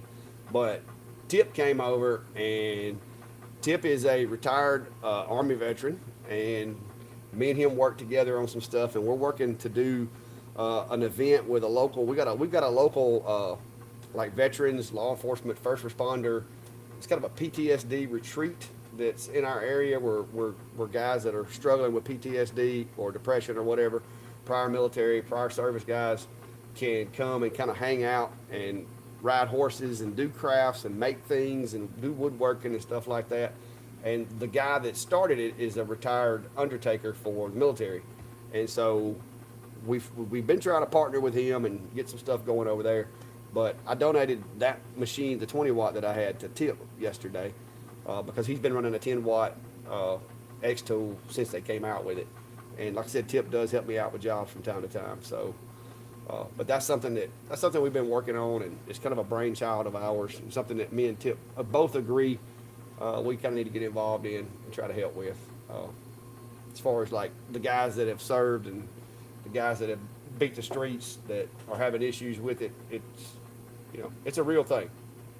And normal people, normal everyday people as well, but it's a really big deal, and I keep hearing more and more about it lately. So, well, appreciate it, Richard. I'll, like I said, I can't promise you that I won't sometimes be wrong, but I can promise you if I'm telling you to do something, it's the way I do it. It may be the wrong way, but it's the way I do it, and it works. It works for me. It may not be the best way. Yeah, Ellis, tell them to just go clack attack them.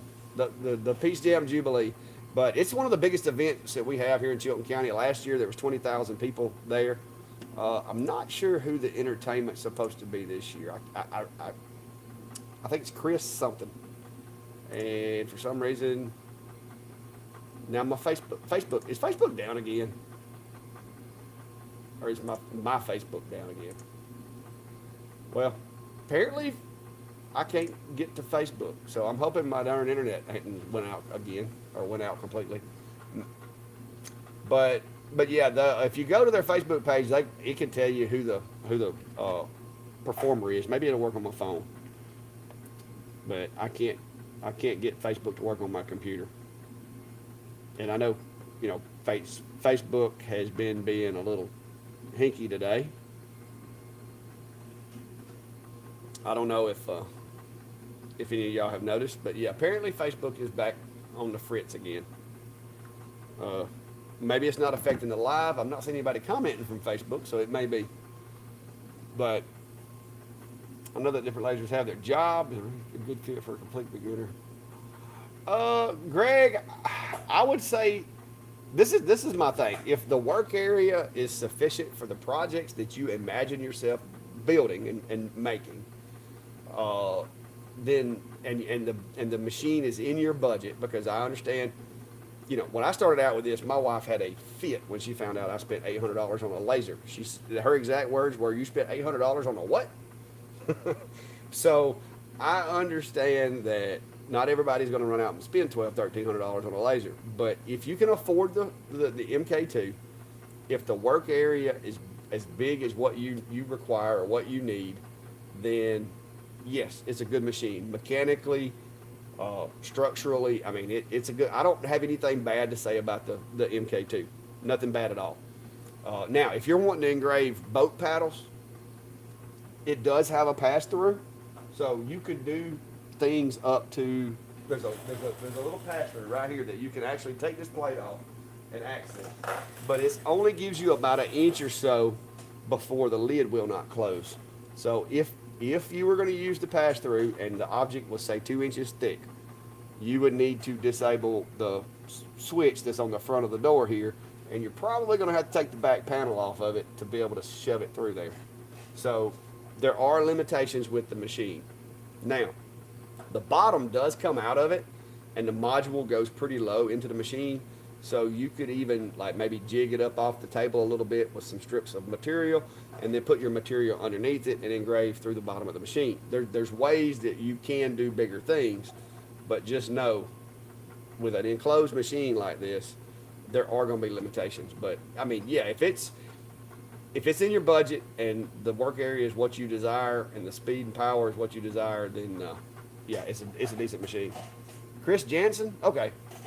Cole says it's going to be Chris Jansen. I thought it was a Chris somebody, but I couldn't remember his last name. But yeah, Chris Jansen apparently is going to be the entertainment for the event. They're doing a 2-day event, but I think the first night, the Friday night, I think is going to be like a local singing, like a little talent competition or something. And the second night is going to be the night that Chris Jansen guy is going to be there. But I will be at the event. Hopefully, I'll be at the event in one capacity or the other. Either I'll be in uniform or I'll be in this uniform. But I will be at the event, hopefully in this uniform, if all works out. All right, guys, so let's take a peek at what we got going over here. See how it looks. So there you go, looking pretty awesome. It looks a lot better through the window than it does through the camera, because it almost looks downhill on the camera right there. But so far, so good. So we'll switch back over to Lightburn, and I'll update my overlay where you can see what it looks like. So we're going to update that. Oh, laser is right in the way. But again, the camera is not perfect. I do not expect my camera to be perfect. So, but you can see it's fairly accurate for what I use a camera for. See if I can update that when the module's not right there. Nope. Nope, that module's going to keep being right where it's at. Now that's even worse. That's even worse. All right, yeah. But you can see the camera is reasonably accurate, and for what I use them for, it's working just fine.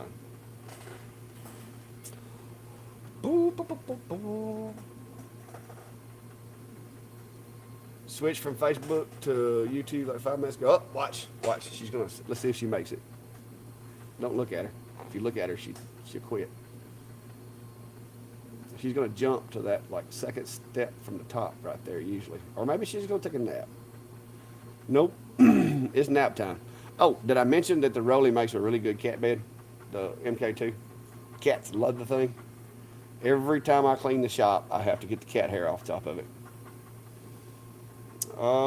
Can I get a Lightburn and play without a laser? You have to set up a machine in Lightburn, Pete, Debbie. So you would have to go in and create a profile as if you have a laser. But far as file design goes, go in there, power up Lightburn. It's going to first tell you that you can't use it without a laser. But what it means is, and hang on, I'll show you. Down here at the bottom, let me open up a different instance so I don't mess nothing up. All right, give me just a second. I'm going to open up another instance of Lightburn so I can kind of show you. Oh, my goodness. Is everything computer-related going crazy today? This better not freeze up my other instance of Lightburn. I'm going to be angry. That one's wanting to be crazy. We'll give it a minute, see what happens.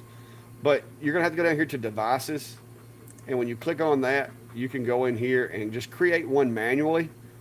And when you create it, you'll just have to select whether it's GRBL or whatever. If you want to go to one of my videos that I did for like Lightburn configuration for, let's say, the X tool or the Atom Stack or whatever, go to one of those videos, and when I do the walkthrough of what the settings are for this, you can just make up a laser. You could technically, let me see if that other window opened yet. Okay, the other one did work. It did load. All right. Disregard this. I'm running a beta version of software for Lightburn that I'm testing out. So that pops up every time because I actually have a different version. See, it says this 1.502 is available, but I am running 1.6. So this is going to come out pretty soon. It's got some fixes for some Xtool problems that they've had with functionality and all that. But disregard the fact I am running the most current version, even though it doesn't think I am. But what you would have to do is just go down here to devices and just go to create manually. Well, they've added this no machine. Well, I don't know if this is going to be on your version though. Not sure if this is because I'm using the beta. So we'll pretend that that's not there because I think they just added that. You would go down to GRBL. Next. This really isn't going to matter, but I would just go get serial. Next, name it. You can name it practice laser or whatever you want to name it. Set it to 400 by 400 here. So we'll go ahead and I'm just gonna create a dummy laser on here just to show you. So you got GRBL. This is a dummy, and then when you hit next, you're gonna set the origin. Pretty much most of your atom stacks and stuff like that are gonna be a front left origin. Xtool is gonna be a rear left origin. I always just turn this off because it can lead to troubles at times. I don't want it automatically homing. And then just hit next. And when you hit finish, now you've got a machine. So even though you don't have a physical machine, you've basically told Lightburn that you do. So that's all you got to do to be able to use Lightburn without having a physical machine. You do have to have a machine associated with it so that it knows the work area, the origin, and all that. But you do not have to physically have the machine connected to the computer. So I hope that helps. There you go.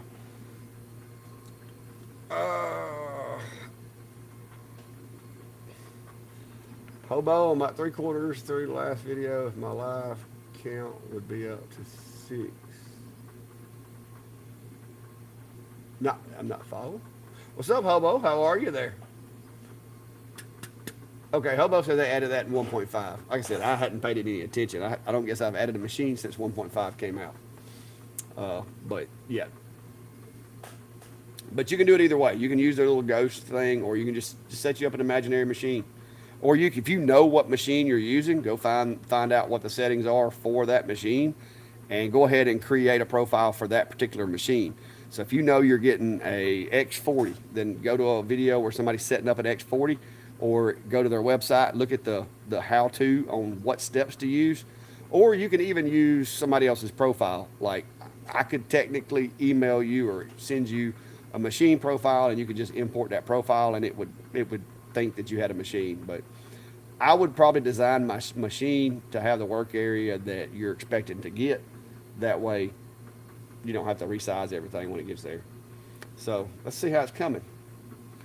Coming along, guys. I think we may have got this correct. That's good too, because it's 8:04, and I'd kind of hoped on getting into bed a little bit earlier tonight. I was out here till midnight last night.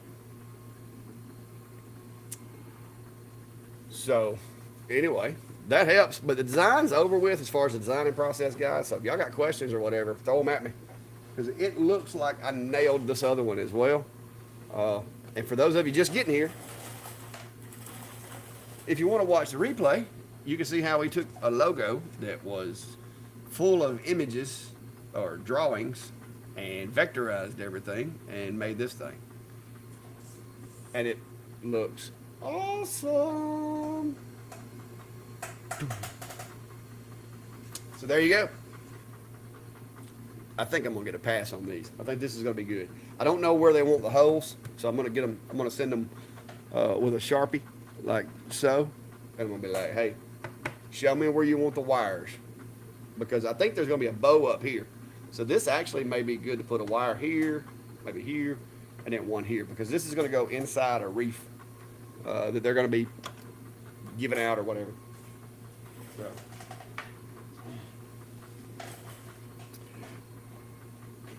Anyway, going to go get it tomorrow for my desktop. Going to get it tomorrow. I missed something. All right, well, hopefully this won't be much longer. It is on the top of the arch, What I'm gonna wind up doing is I'm not gonna do it tonight in here, because even if I sprayed it, it wouldn't be dry. But I'll show you what I'm gonna put on it.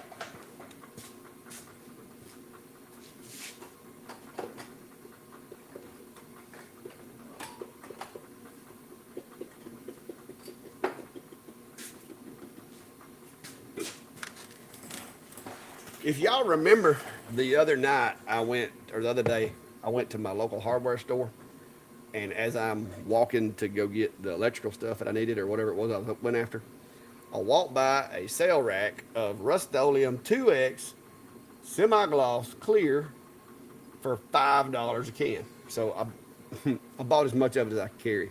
So I think I'm going to try this on these. I usually use polyacrylic, but because this event is going to be outside, these things are probably going to be hung outside. It's June in Alabama. There is the potential for rain, and so I think using a paint like clear coat versus polyacrylic, I think that would be a better fit for this design, just in case, especially since I got a whole bunch of it for $5 a can.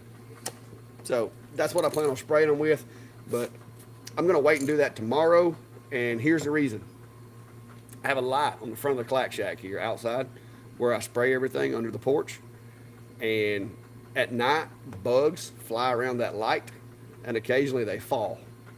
And on more than one occasion, I have sprayed something in the afternoon or the night and then came back the next day, and I had like a moth, wings down, stuck to my project.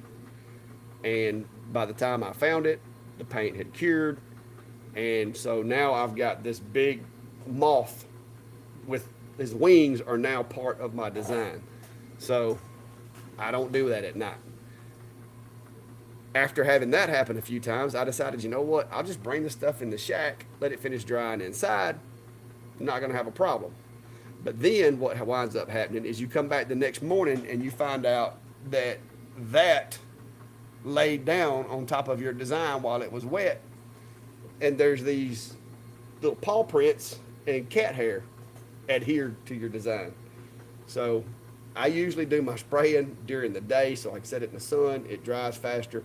The cats play in the woods during the day, so they're not here. And it's just a lot safer for your projects. So, but yeah, I think this is going to be what I want.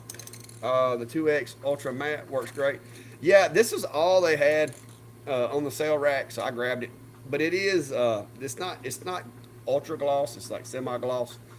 And these are gonna, with wood, it's not gonna get real glossy unless I really lay the coats on it and sand it and all. So I think this will work. Oh no, if I go mess with her right now, she'll jump down because she's used to me throwing her off the lasers. Because a lot of times I'll get her off the lasers, but she's a bit of a camera hog, and she likes to be on camera. I'm surprised Callie hadn't came up here yet. But yeah. But yeah, you gotta watch. You gotta make sure. Yeah, well, Martin, I've actually flirted with the fact of building me. I told my wife I was going to put me a greenhouse inside my next shop, like maybe like an 8x8 greenhouse with a table in it, and I was going to use that as a spray booth. Well, I turned them down. I don't know if I didn't turn them off, but maybe they're getting more frequent. But we'll see. I'll try to change the settings next time before I start the video because I don't think I can affect the changes until the video's over with. Yeah, it's about done, guys. There we are. Looking good. Once it cuts out, get a little sanding. I'm gonna lay it over here to the side. That way, in the morning or tomorrow, not in the morning, but tomorrow when I get home, I can hit them with the air hose again to get whose hair off of them, and take them outside and spray them before the sun goes down. So. But yeah, Greg, I've told my wife, I was like, I need a sanding area. Like I want to build me like some cubicles out of like really thick clear plastic, or maybe just build a little room and put some windows in it. And I need one for sanding and I need one for painting. Because I'm fixing to get me a little, I saw I don't remember what company it was, but they had a paint sprayer over in Atlanta. I've got it in my Amazon cart right now. because Brandy has already told me that my spring projects this year, sounds like we just went to a cut. Yep, we just went to a cut. My spring projects this year are to repaint the patio furniture and take and go over the back deck and everything with some stain. And usually we use paint brushes, but my nerves in my wrist has got to the point to where I don't agree with paint brushes. So I'm gonna buy the sprayer and see if that helps. And I'm gonna keep it for doing stuff here in the shack as well. And then when I do ever get my bigger building, it'll be in the painting area that I plan to incorporate into the building.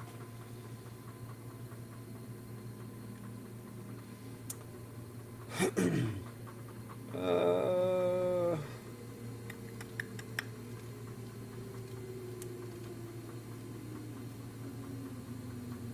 well, Sharon, I've learned to adapt. I just work around the cats. I can lock them out of here if I'm working on something big, but I let them have it. Uh,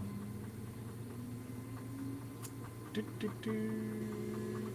Yeah, HTL, they'll put them in there, and it depends on, like I said, they may have changed some stuff. They used to, I mean, I've always had monetization turned on, but they may have started putting more of them in there. I may have to go in there and see if there's a way I can back it down a little bit. But if you don't turn the ads on, you don't get credit for it. Getting a little smoke in there now. Look at that. It's over in that corner. That's where that little smoke tornado's at. That's the one that one little area right there. For some reason, there's an eddy or something that forms in the top of that enclosure, and that smoke goes up to the top and then goes across and goes out. But once it gets over toward the middle of the enclosure, it'll quit doing it. Somewhere in my air management, I kind of dropped the ball on that part, but it's not it's not bad enough to hurt anything. So let me go check that one out, see what it looks like.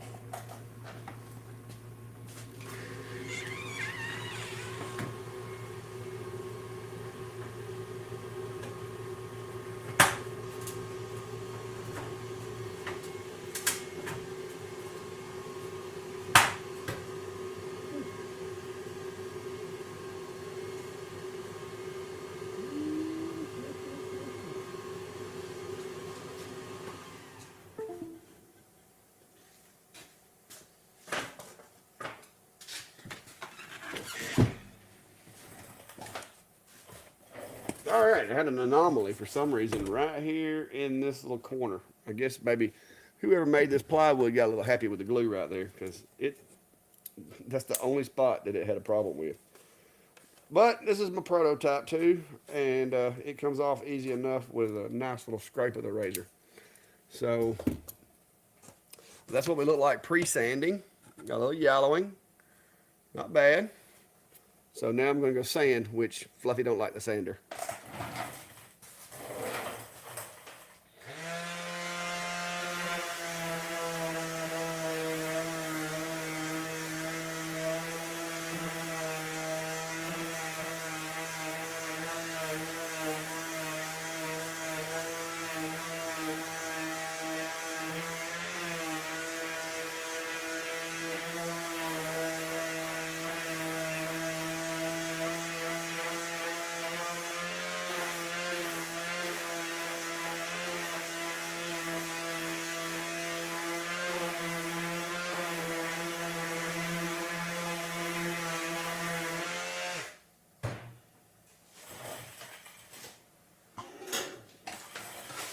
I will say this design's easier to sand because there's a lot less of those little small details.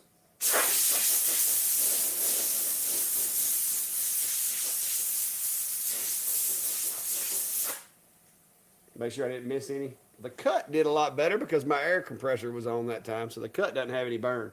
I should have saw that a while ago, but I didn't pay attention to it. Yep, looks good.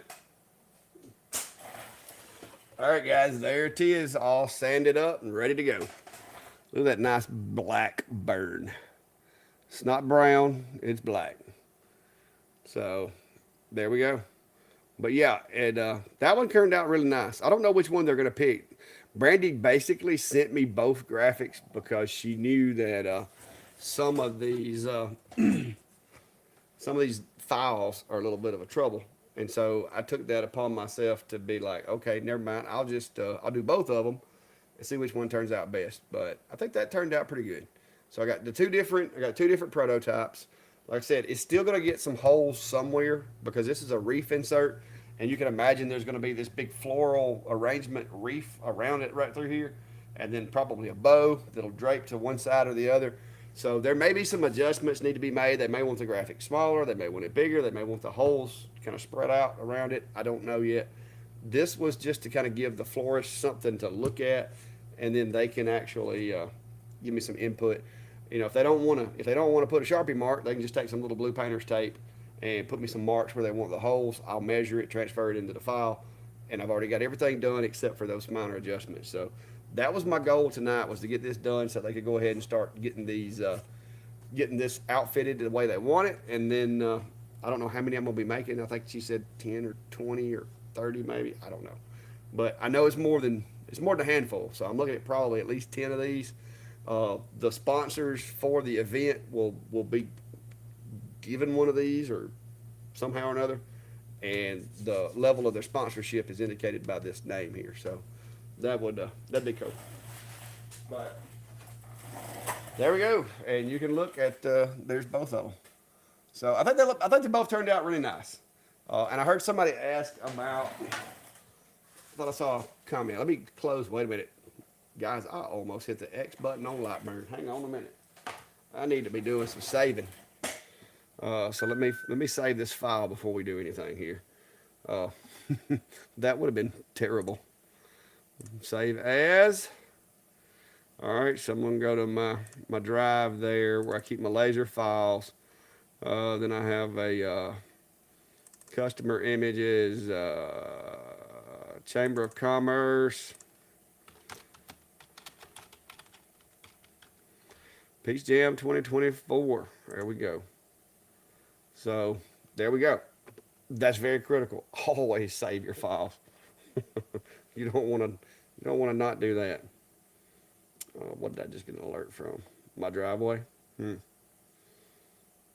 Must be a deer or a dog.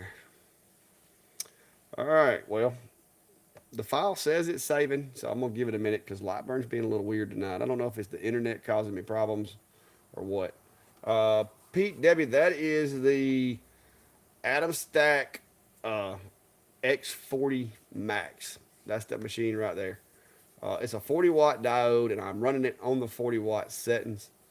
So it's a big boy, but in order to do this design and do two of them without having to, worry about getting close to the edge or anything, that's the machine I decided to use to do it with. And my Lightburn is not responding, which is not good. But the good thing about it is, if it does time out, typically there's an auto save that I can recover, hopefully. Okay, so it's saying it encountered a problem. I bet it's because the internet's down inside. So I'm going to save this one locally so that I don't lose it. Because the internet, Brandy said, is having problems inside the house. I'm going to have to go reset everything in there. So I'm going to save that to my local machine on my desktop, because my network drive may be affected by the network outage that is in the house. Yes, that was what the problem was. That's probably why my Lightburn was not responding a while ago, is because my libraries and my art files and all that are actually on a shared drive inside the house. And with that internet being flaky, my machine can't see it. So I'm going to have to basically shut all my stuff down and reboot it and see if that fixes it. And that's the best IT advice I got you. If something don't work, reboot it before you call anybody.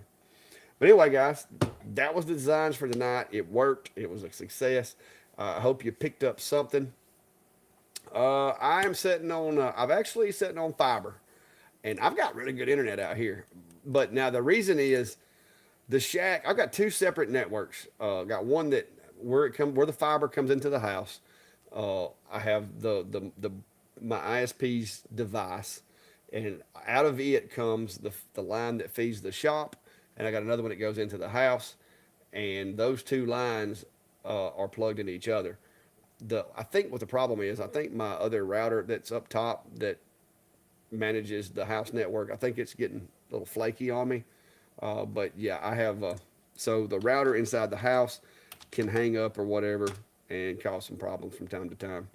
But luckily for me, when that one hangs up, it doesn't always cause me problems out here. So, but anyway, yeah, it could be a Windows thing, or who knows. I could have caught the Facebook issue out here in the shack. But anyway, guys, I hope you enjoyed it. I hope you learned something, was entertained, amused, got to see some cats, whatever the case may be. But I'm gonna call it for tonight and go inside the house. And yeah, Brandy said they've determined that the Wi-Fi is coming and going, but is mostly going. So I think that means she needs an IT person inside the house. So I'm going to go in there and see if I can't get this situated. But thanks for stopping by, guys. If you hadn't, hit the like button, hit the subscribe button, all that good stuff. And stop by next time where we maybe, it may be a CNC project. It could be a laser project. Or it could be wood. We could be like playing with chickens, bees, cats. You never know. Never a dull day at the Clack Shack. But for the next few hours, I'm going to be playing IT guy inside the house. But till next time, guys, be safe. Y'all have a good day.